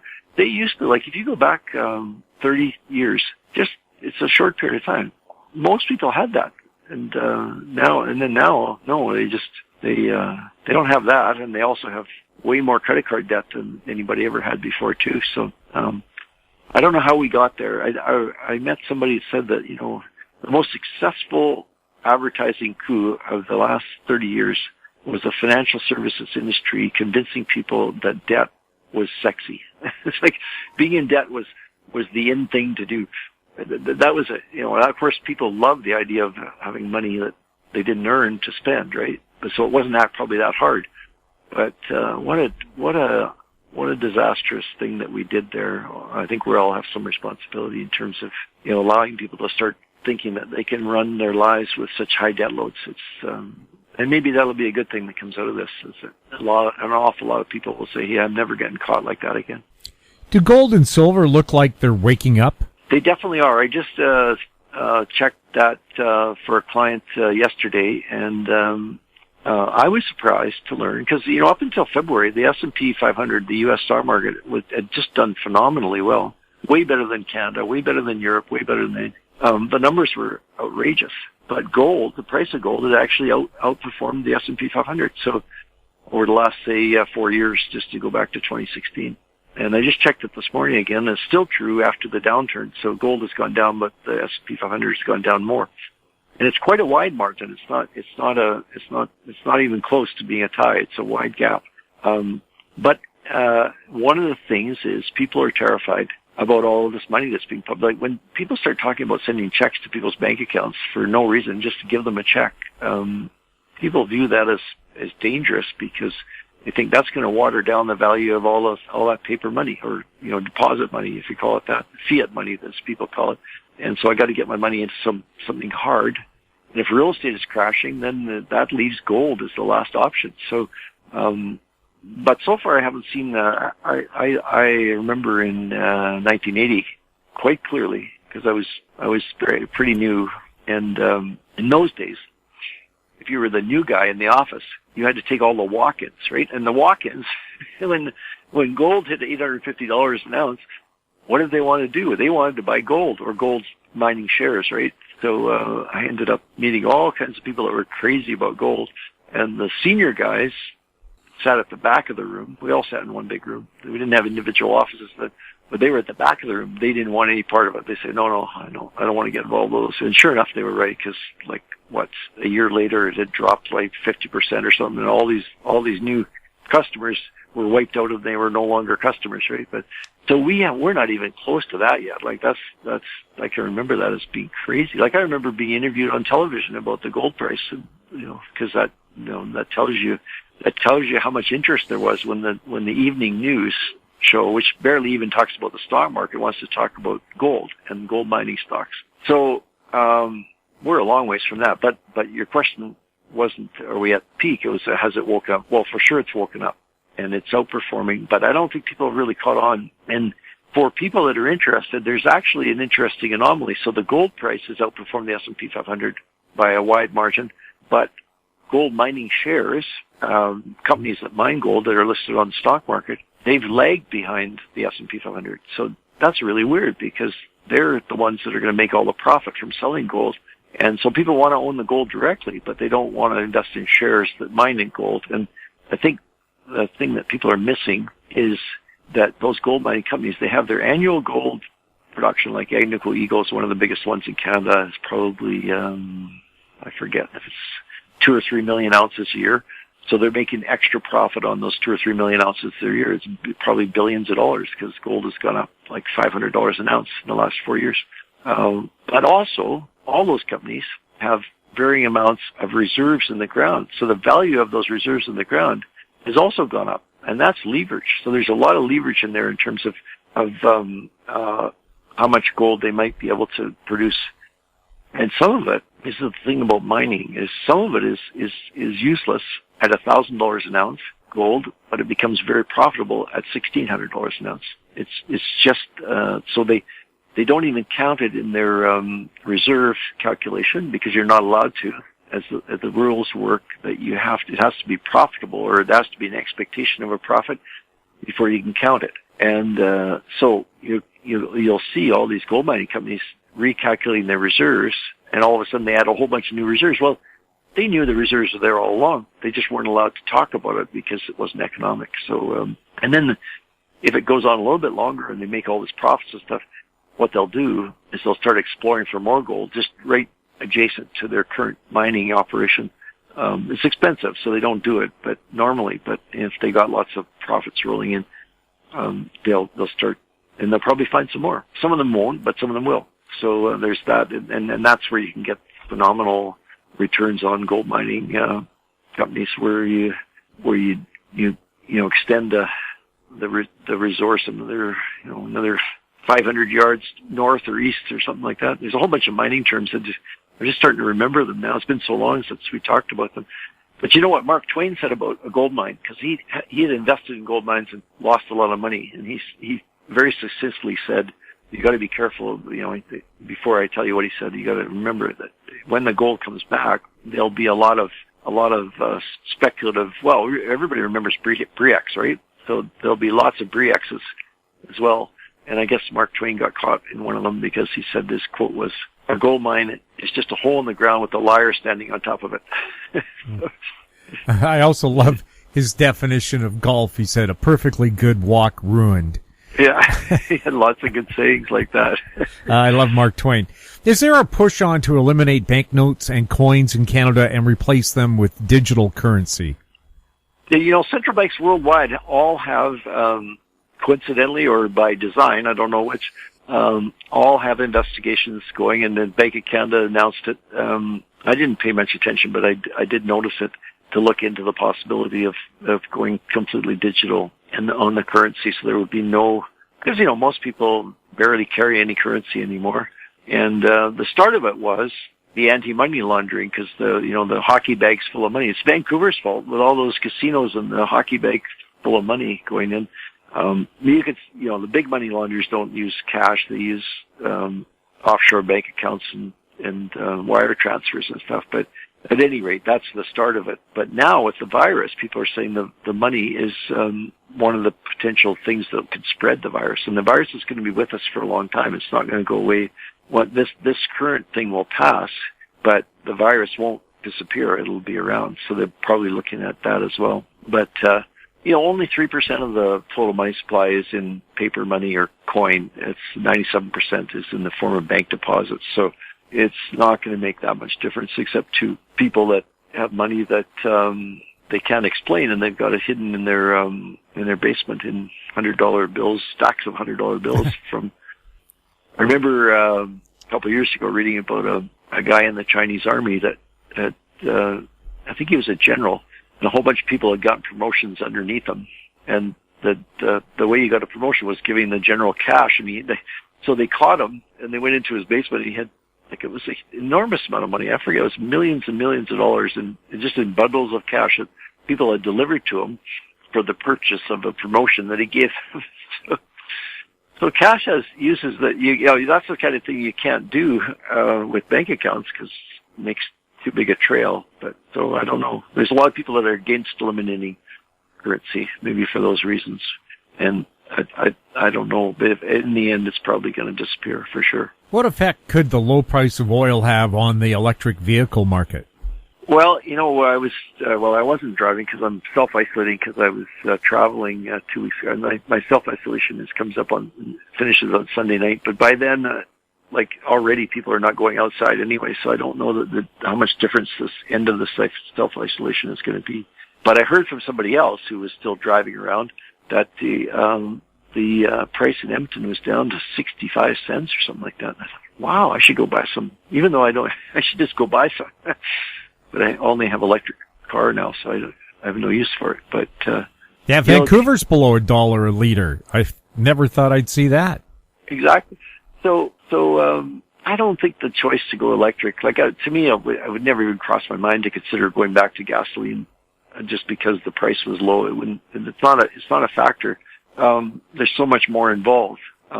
So I don't think anybody is looking at going into an electric car, because they're tired of paying high gas prices. At least not in Alberta, but maybe in other provinces they are. It's more of a decision that they find out how much fun they are, or they want to save the planet, or at some point here there'll be a tipping point reached where it's just kind of cool to have electric, and it's not cool to have diesel anymore, or something like that. But yeah, I don't know. The low price of oil and gas is a big worry, not just for Alberta, but for all of Canada. Because when the price was up at $60 a barrel, it was the most valuable export that Canada had. The second most valuable being automobiles and auto parts, and that's not doing that great right now either. But now oil will have dropped into second place for sure. But neither of our two main exports are doing very well. Because we don't make electric cars, for one thing. And even apart from that, car sales, even electric car sales, are way down right now, even before the virus hit. There was a real slump. So it's tough times. Canada is an exporting country. About 40% of our economy is imports, exports. Germany's similar. But the U.S. is less than 10%. It's like the U.S. administration gets all excited about tariffs and all that. It's less than 10% of their economy. More than 90% of their economy is domestic. And so we don't have that luxury. In Canada, we're dependent on foreign sales and imports and exports and all that kind of stuff. So we'll feel it more if exports of things like oil and cars are less valuable, or just lower volumes. We're gonna feel it more. And how are your Teslas running in your family? Well, I haven't driven it for 2 weeks. So I guess you probably could go drive your car in self-isolation. I might do that, but I haven't done it yet. But everything is going great. I was going to look up the maintenance. It's going to be 4 years or 5 years. I can't remember whether it's 4 years or 5 years. At least 4 anyway. And I upgraded the model somewhere in the middle there. After 1 year, I upgraded. So my second model, I guess I've had for 3 years now. And there's no maintenance. There's nothing. So it's like there has to be something I'm supposed to do. So I was going to look it up in the manual to find out what it is I have to do, but there's not much. And so it's great. But the other thing I was thinking was, and a lot of people are talking about this, is do you really need to own a car yourself? What if you could share a car with some people, or just call a car up when you need it, just use it, and then give it back to the pool when you don't need it anymore? It's kind of maybe kind of a luxurious thing to have a personal car. Well, Vancouver did have a car sharing service that went under, but Vancouver is the most car shariest community in North America. So really? Here, yeah, well, parking is a problem, and you have to pay a fortune for a parking spot. Yeah. Yeah, so it's nice to just have a car, use it, and park it just about anywhere you want for the next person to use. Well, I don't think people are as emotionally attached to cars. Like when I was... yeah, I know when we were teenagers, you just couldn't wait for that first car, could you? I got the learner's permit. You could be 14. The day I turned 14, I got my learner's permit. The day I turned 16, I got my driver's license. It was just and it was like I was not waiting even one day. And but I don't think people are like that anymore. I don't think it's such a big personal. I think to us it was personal freedom, right? And because we lived in small houses and the families everybody had more brothers and sisters, and you didn't have houses like today where you could have a whole area where you could go by yourself and be by yourself. Back then you had to get out of the house, and if you could get into a car and go somewhere, that was freedom. That was your first real taste of freedom and independence. So that's what it represented to a lot of us, but maybe that's not that important anymore. I don't know. But car sales, they were, I haven't checked lately. I don't even know what the numbers are anymore, but it was 88 million at one point, and it was headed for a pretty big slump, and that was before the virus hit, so I have no idea. Yeah, well, we'll be talking about how car sales are doing with Wolf Richter coming up in a minute or two. Okay, well, I'll listen to that when it comes out. Where can people buy the latest second edition of your book, When the Bubble Burst, Surviving the Canadian Real Estate Crash? Well, as far as I know, maybe bookstores are shut down. I don't know. I haven't been to the mall lately, but they can sure buy it online. They can order it from Amazon or Chapters or Indigo, or they can buy the Kindle version as well. There are 13 graphs in the book, so sometimes the graphs don't come through as well, and they come through better in the print edition. People can also subscribe to my weekend notes, which they come out every Friday. This week's was traditional safe havens may disappoint, and that's an article about as I mentioned a minute ago, the banks having paid their dividends for 150 years, but this might be the crisis that ends that streak. It's a long streak to end, and other dividend paying companies as well. So I'd encourage people to read that if they're investors or if they're even thinking about being investors. Hilliard, thank you so much for being on This Week in Money. Thanks very much, Tim. My guest has been Hilliard MacBeth, author of the second edition of the book, When the Bubble Burst, Surviving the Canadian Real Estate Crash. He's also a portfolio manager and financial advisor in Edmonton. Our conversation took place on Friday. His website, macbethgroup.com. Coming up, Wolf Richter next on This Week in Money. Cypress Development Corp. is developing a world-class lithium resource in the heart of Clayton Valley, Nevada. The size of the resource makes the Clayton Valley project a premier asset with the potential to impact the future of lithium supply. Cypress Development Corp. trades on the TSX Venture Exchange, symbol CYP, the OTCQB, symbol CYDVF, and on Frankfurt, symbol C1Z1. For more information, please visit our website, cypressdevelopmentcorp.com. This Week in Money is archived online at talkdigitalnetwork.com. Welcome back. My guest is Wolf Richter, publisher of wolfstreet.com. He's speaking to us from San Francisco. Welcome back to the show, Wolf. Thanks for having me back, Jim. Wolf, are the stock market crash and the coronavirus scare likely to create a buyer's market for new and used vehicles? Well, that's an interesting question because we have a very unique situation right now that I've actually not seen in my life before, which is the combination of a supply shock and a demand shock, and one came before the other. So the supply chains of the auto industry run through China, and those supply chains got into real trouble in February and March when parts of China went into lockdown. And, it only takes one missing part for you not to be able to assemble a car. So when there's a problem, any kind of problem with supply chains anywhere, it sooner or later impacts the manufacturer, the assembly plant.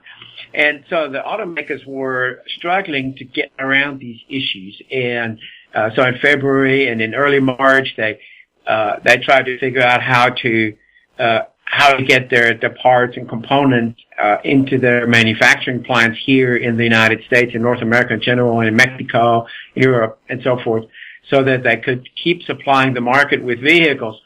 And they already ran into problems, and some plants had to be shut down because they ran out, or were announcing they would have to shut down because they were going to run out of parts. And then the rest of the world went into the COVID-19 situation, and many areas were shut down or locked down. So in North America, in Europe, in now even in Latin America, starting in Brazil, we had the first lockdown. And so in the lockdown, you can't actually go buy a car. The dealerships are closed, and you're not supposed to go there to buy a car. So demand in those areas has essentially collapsed. Now, in the United States, there are some areas that are locked down and others that are not. So there's still some business going on in the areas that are not locked down. But even there, people are told to stay at home, to not do anything unnecessary outside. And so demand now is, while this is going on, is in the worst downturn we could possibly imagine. Far worse than the collapse of demand during the financial crisis. Now, the idea is that this won't last long, so that it will last just a few weeks, maybe a month, and then we may be able to ease out of it. There are indications that maybe it will last a little longer than that. I don't know.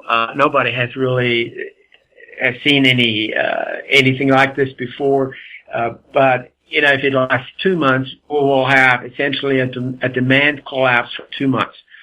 And then there is going to be a period where these economies are easing out of the lockdown, and they'll be doing some things that are necessary first, and then gradually the car buyers will go back. The dealerships will open up, the car buyers will go back out there.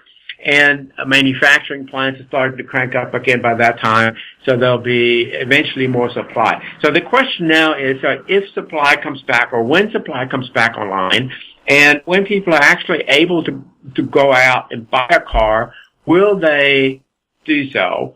And we always have this in the car industry, this pent-up demand phenomenon. We've had it after the financial crisis, where after a while, you need a new car, and you're going to have to get something, and whether it's new or used. And so I expect that there will be a period of pent-up demand, but also there will be a lot of supply because, the manufacturing plants just shut down, and they were still building cars, and they're in the pipeline, they're in lots, they're everywhere, that found no demand. So we'll have supply piling up, and we'll have maybe a pent-up demand phenomenon. How strong that pent-up demand is, though, is questionable, because a lot of people in this crisis, and a lot of businesses too, have faced essentially a disappearance of economic activity, of income.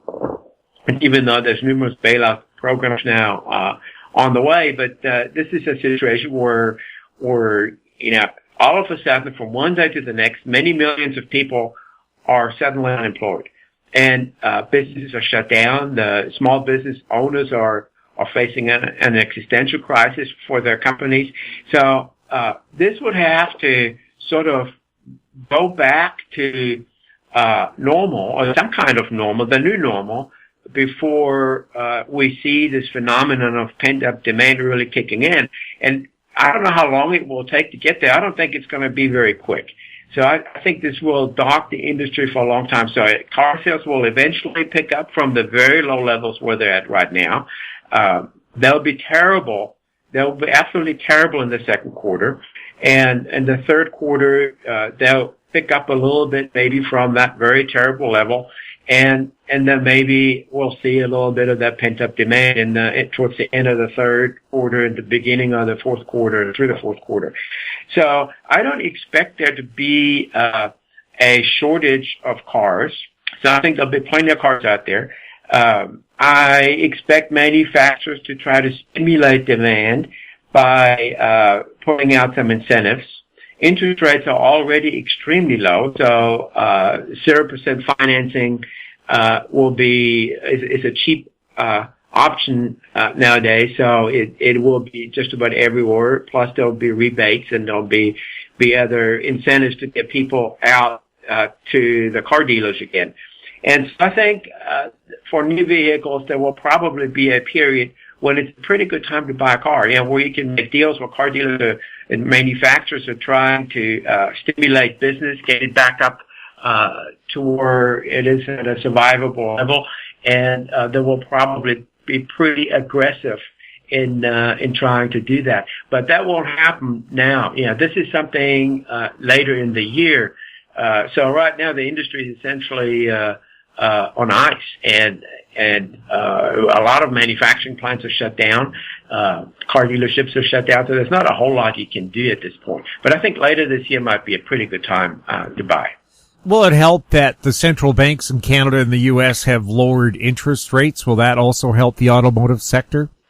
Yeah, it will help a little bit in terms of incentivizing consumers. Of course, rates were already low beforehand, so it's not a huge incentive. It's not like they went from 6% to 0%. Those rates have been low for a long time, and so going from and auto loans are still not going to be 0% unless they're being subsidized by the automaker. And they're going to do that. It's just going to make it cheaper for the automaker to subsidize an auto loan down to 0%. And that will help. 0% financing is a good option. Generally, you lose some upfront cash if you do that. So it's an either-or situation. But you still get some other benefits. So there's some, the low interest rates always help some, and for the people who finance or lease cars, it's always helpful to have that.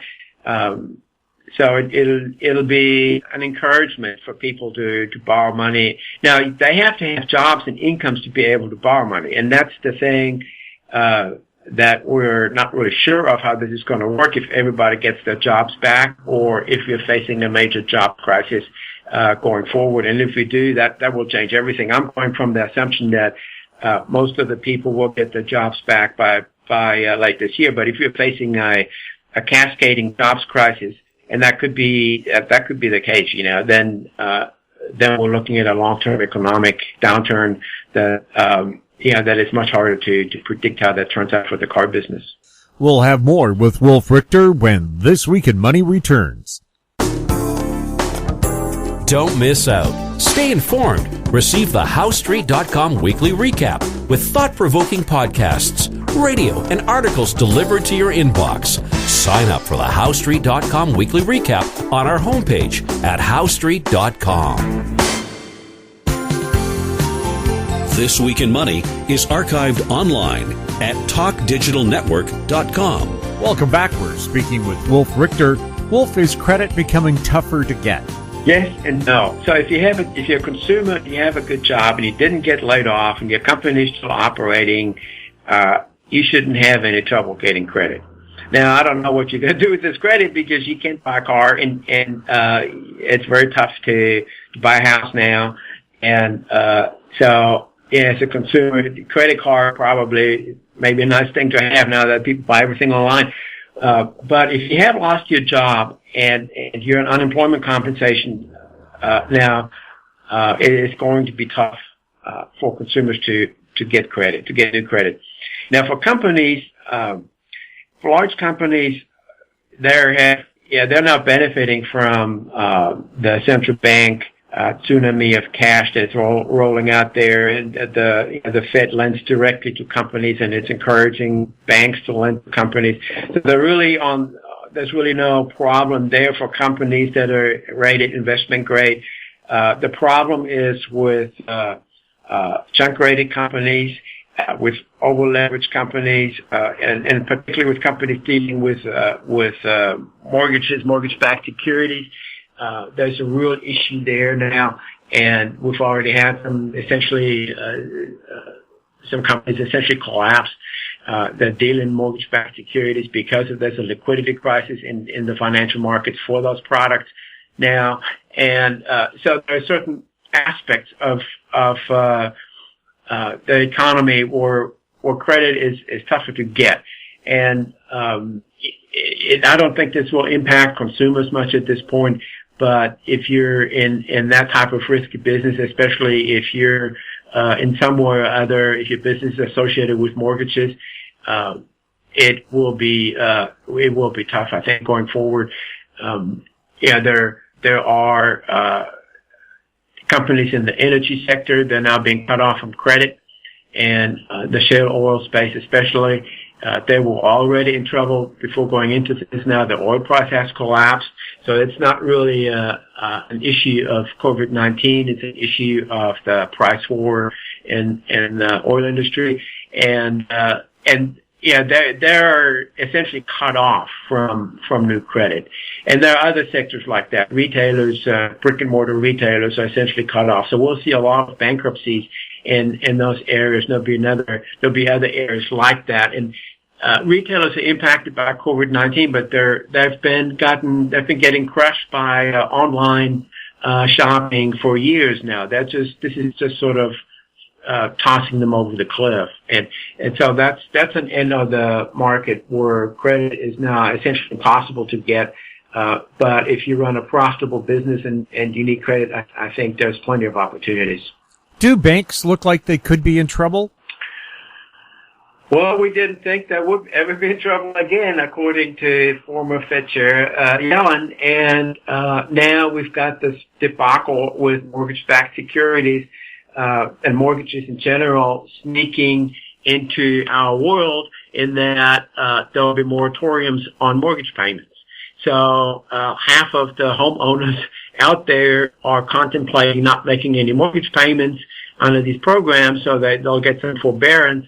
And so that will stop the cash flow from mortgages and the interest payments and principal payments from mortgages. And, and that's kind of a mess. And the government programs out there now and the Fed are trying to deal with it. But if you allow consumers and businesses and landlords, to not make, mortgage payments for an extended period of time, and then you somehow have to restart that, and those mortgage payments are not forgiven. They're delayed, and then they'll be added to maybe the mortgage has to be redone, and they'll be added to the remaining payments, and there'll be some kind of adjustments like that. And this is very tough for banks. There were services, mortgage services, and then all these companies that are involved in this huge mortgage market. And suddenly all the cash flow stops, from interest and principal payments. And, so the banks are getting huge support from the Fed. So, they're not going to run out of liquidity, but they're going to have some losses, on businesses such as in the shale oil sector and in the retail sector and in some other places where they're exposed to loans. And, we'll have to see. I mean, they've got more support than ever from the Fed now. So I don't think we're going to see any sudden collapses because, they're getting all the money they need. But they're definitely looking at some major issues. Is there likely to be a psychological change towards real estate after the coronavirus lockdowns come to an end? And I think this depends on the local markets. And some highly exuberant markets, there were already issues with real estate last year. And for example, the San Francisco Bay Area market already entered a downturn last year. And last year also the startup bubble, the unicorn bubble sort of started deflating and lots of companies shut down and laid off people.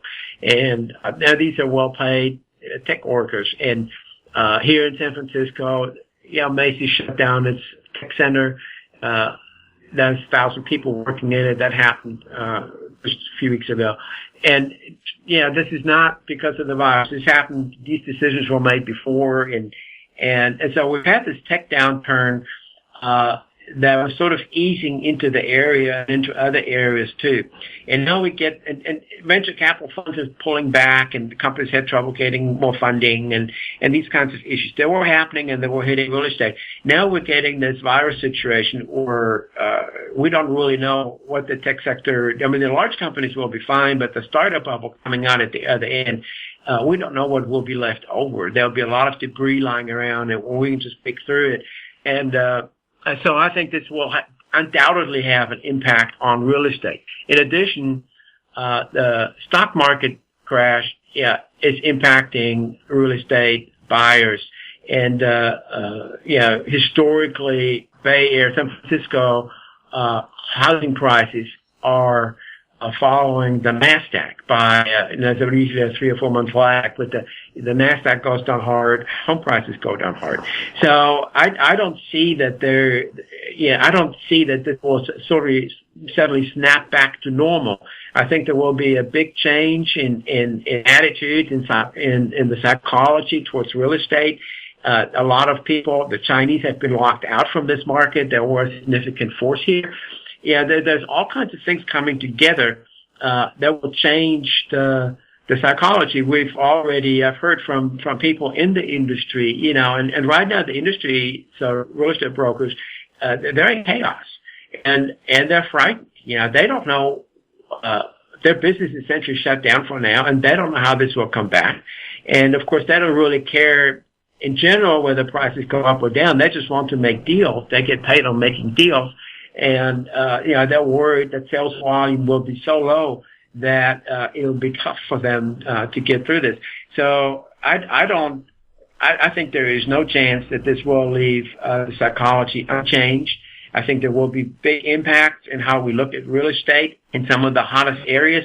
Now, if you're in an area where real estate hasn't really seen any kind of bubble or price increases, and it was, just sort of, hobbling along, there may not be a lot of changes. And, but in the hottest housing markets, including on the east and on the west coast in the United States, and in some other markets and in Canada too, I think you'll see a major psychological shift, coming out of this. Wolf, can you tell us a little bit about Wolf Street? Yes, so wolfstreet.com is my website, and, everything is for free. I focus on finance, business and economics. We don't do politics. We have a very vibrant comment section, which is well behaved. And, so come to wolfstreet.com and enjoy the activity there. Wolf, thank you so much for being on This Week in Money. Thank you, Tim. My guest has been Wolf Richter, publisher of wolfstreet.com. He was speaking to us from San Francisco. And that wraps up our show for this week. We'd like to thank our guests, Ross Clark, Hilliard MacBeth, and Wolf Richter, And thank you for listening. If you have any questions for the show or our guests, you can send them to info@howstreet.com. Now stand by for company showcase updates from American Manganese President Larry Reaugh and Aben Resources CEO Jim Pettit. I'm Jim Goddard. We'll be back next week with more This Week in Money. Comments made on This Week in Money are an expression of opinion only and should not be construed in any manner whatsoever as recommendations to buy or sell any financial instrument at any time. Archived online at talkdigitalnetwork.com. This Week in Money is a production of How Street Media Incorporated. Executive producer is Tom Allen. Welcome to Company Showcase, an advertising feature on HowStreet.com. I'm Jim Goddard. I'm speaking with Larry Reaugh, CEO and President of American Manganese. Welcome back to the show, Larry. Good to be here, Jim. Larry, this market, the coronavirus, do you think it's going to change the way we do business? It's definitely looking that way. Certainly it's disrupted the way we do business today. But I think there's a few things on the business side, and I'm not saying this is a great thing, but on the business side, I think we're going to see a lot of changes in how we communicate, and it's also going to be a wake-up call for politicians that these things can happen, and how do we prevent that happening in the future? And one of the topics I have is, critical metals, such as, the battery materials and rare earths. That is now becoming a spur in the side of politicians around the world, and certainly in the U.S. They're starting to look at how can we alleviate this. So that includes us in a big way on the battery supply stream. People are beginning to recognize that recycling is one of the ways to alleviate that and eventually reduce the dependency on mining it. But that I'm starting to see that. We have a lot of communication with in the U.S., and I see some definite trends changing. Definite interest in what we're doing is coming out, and that's both privately and politically.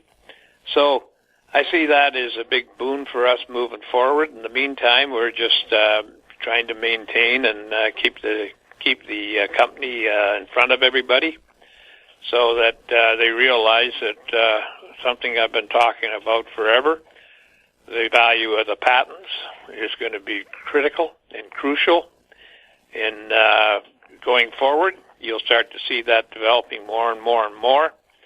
And because really, who can offer a total circular economy aside from us? I don't know of anybody that when it comes to recycling lithium-ion batteries, where we don't put anything back into the environment. It's basically we reclaim all of the valuable metals that are involved, like cobalt, nickel, manganese, even aluminum, and certainly the lithium. So that's going to become more predominant as we move ahead. And but just looking at just to sidetrack here a little bit, looking at the market, I said some time ago that this would be a V-shaped market recovery. And I'm seeing that happening now. It's not that it's just going to go straight up. It actually didn't go straight down, but the trend was down, and now the trend seems to be up, barring today. We've had 3 days of up markets, which we haven't had since this market collapsed. And I see that as a positive sign that, people are starting to look at value out there, and now's the time they step in and start buying shares because they've been knocked down anywhere up to 80%. So, we're down 40%, and, it's not a place I like to be, but it does open the book on people that coming into the market and other people that have been stuck with us for all this time. A buying opportunity. And on Tuesday we had a historical best day ever on the Dow, and when it went up 2,100 points. So that's another big positive sign. So here we are, struggling along. We 3 days up. When I last looked before the podcast here, 10 or 15 minutes ago, we were down 500 points. I don't know where we'll end up the day, whether we'll drop more or whether we'll flatten out or whether we'll end up. It's still an hour and 2 hours to go on the market, so you can't. In the short term, it's hard to evaluate what the market's going to do. But in the longer term, I think that people can begin to realize that we've hit the bottom. And when I talk about a B shape, it's a jagged V, and it's going to have down days, it's going to have up days, and it's going to have hopefully more continuous up days. And so it's not going to be just a straight line. It wasn't a straight line going down, and it's not going to be a straight line going up.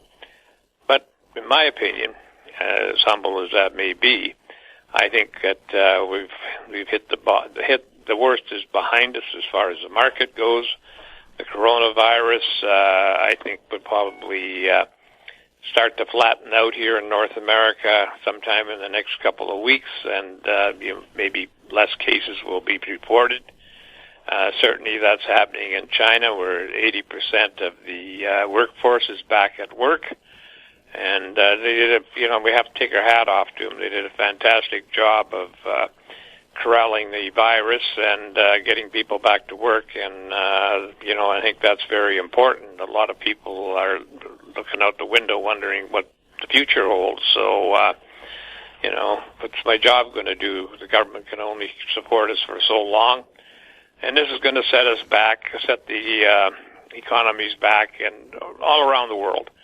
The economies will set back, a 3 or 4 month delay in production could take 2 or 3 years to work out. But I think that on some fronts, like the electric vehicle front, that's going to keep plowing ahead. Everything I'm reading about that is more and more positive, and there's certainly a slowdown in the amount of production because manufacturing has been shut down on a lot of the cases. Some of that is going back to work, specifically in China. And, so they're going to be hitting the lines again. Certainly one of the biggest slowdowns there are is the lack of metals that are controlled by China. Basically, the big ones are lithium and cobalt. And that will put a damper on the production of EV cars going forward. But I think they're going to overcome that blockage, and we're going to move on. So I'm looking forward to a good week next week, and a good future this year. I think that what I'm seeing and what I'm getting and the calls that we're getting are all very positive for the company moving forward. So that's my brief look at it, Jim. I think the worst is behind us. Certainly the panic, I think, is out of the market, and so when you get rid of the panic, maybe things can can go back to supply and demand, and the economies of being able to buy stocks that were trading at, for an example, on the big board, we're trading at $30 and now trading at $5. That opened up opportunities, and then the venture exchange stocks that were trading at 10 cents to $5 are down 60, 70, 80%, and that creates buying opportunities and more of a contrarian view. But, the contrarians are usually the ones that make most of the money. So I think that we should be looking, not looking in the rear view mirror, but looking in going forward here that prices will increase.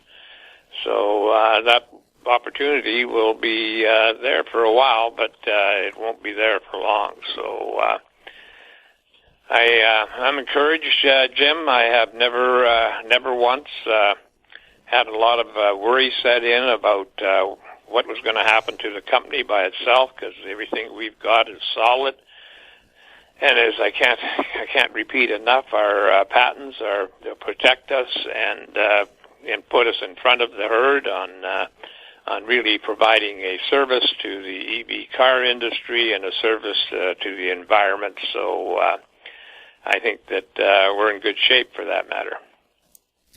Larry, for people new to American Manganese, what's the company all about?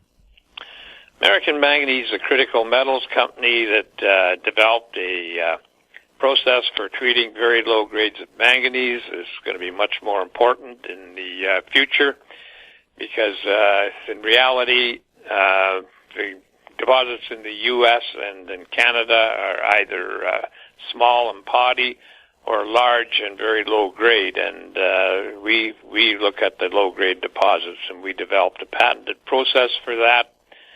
And that process is the cornerstone of our recycling. The only conflicting technologies we had when we filed our first patent was our own on the manganese, and so nobody else was on that track, and we got those in 13 months, and the next one's in about close to 4 months. We had the second patent.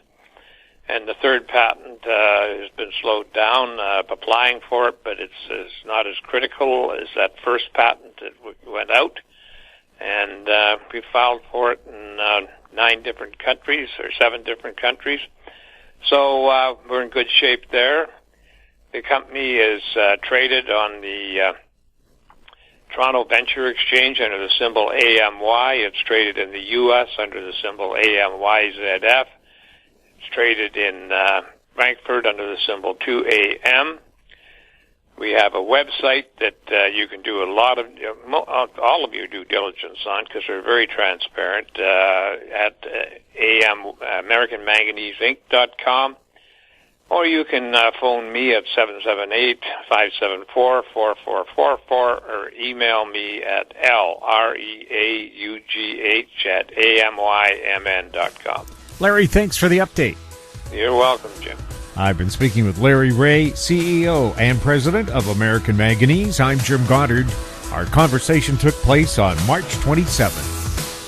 Comments made on Company Showcase are an expression of opinion only and should not be construed in any manner whatsoever as recommendations to buy or sell any financial instrument at any time. Archived online at HowStreet.com. Company Showcase is a production of How Street Media Incorporated. Welcome to Company Showcase, an advertising feature on HowStreet.com.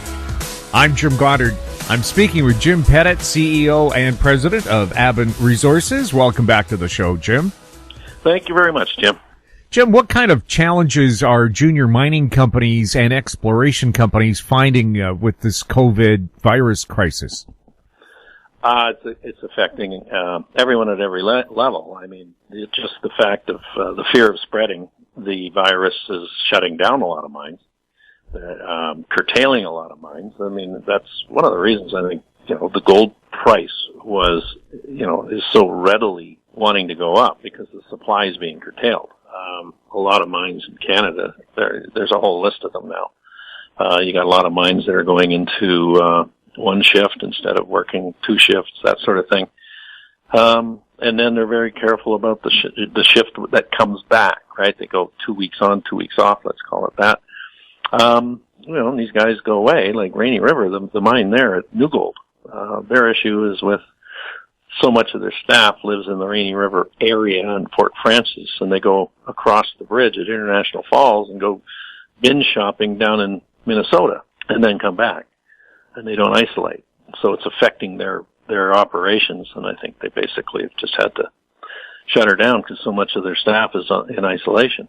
Up in the north, Red Chris is having an issue. The Tahltan Nation, for example, is very concerned because when their people, there's so much of the employment up there is their guys a lot of them are working at Red Chris, and they get off their shift and they take off down to Smithers and Terrace, and then they come back after shopping and all that. So they're starting to put restrictions on the movement of the Tahltan people and trying to keep them within the Tahltan Nation area.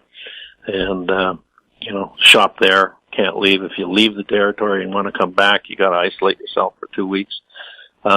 It's a big concern, and I'm watching carefully, because if they decide to stop everything, then we can't go to work. So I'm watching that carefully. And as far as our Aben's interests up there, I've basically got it all on hold right now. We'll go ahead and look to get the pricing all done, contracts but not signed. Get all that ready to go. So by June, late June, it's okay. We can go and work, but I'm just concerned it's going to get worse before it gets better. So, you've got all the junior miners, the junior exploration companies are looking at ability to raise money. I think the gold market could have a good run. That may help that part of the market, but there's a lot of other sectors, the base metals and all that, that aren't doing real well. And, you've seen gold spike, and I think with this infusion of money in the States, $2 trillion coming in to try to avoid a financial crisis, I think that's going to be really good for gold. I think gold is just going to take off. So, we're pretty hopeful for better days, but it's like the fellow on the talks every day that Trump has down in the States with the head virologist or whatever we call him. He said yesterday, we don't make the timeline for this.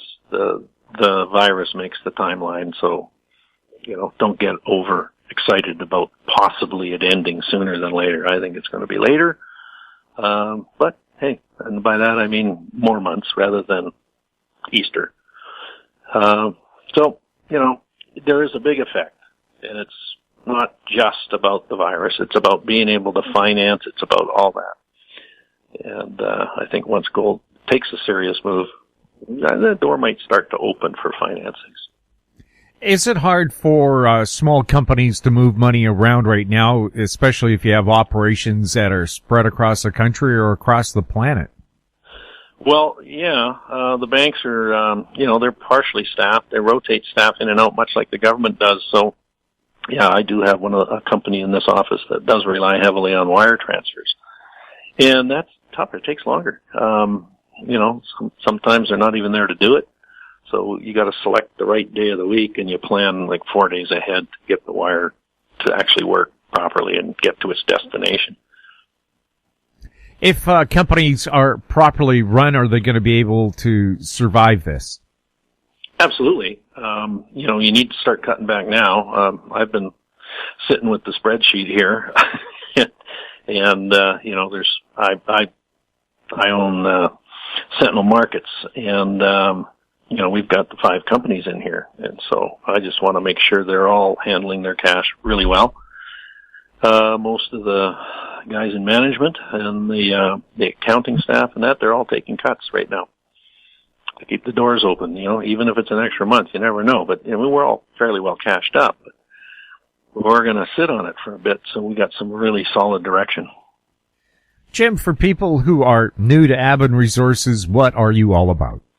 We're a gold exploration company, and we have projects in BC. I've got one kind of on hold in Saskatchewan as well, and I've got another project up in the Yukon, which is also on hold. And the BC is our flagship.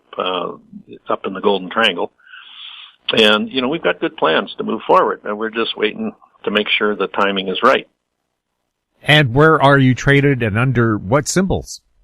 Well, we're traded on the TSX Venture Exchange under the symbol ABN. We're in the OTCQB, ABN.V, and Frankfurt is E2L2. When people need more information about Aben, where should they go? Best thing to do is go to the website. It's a good one.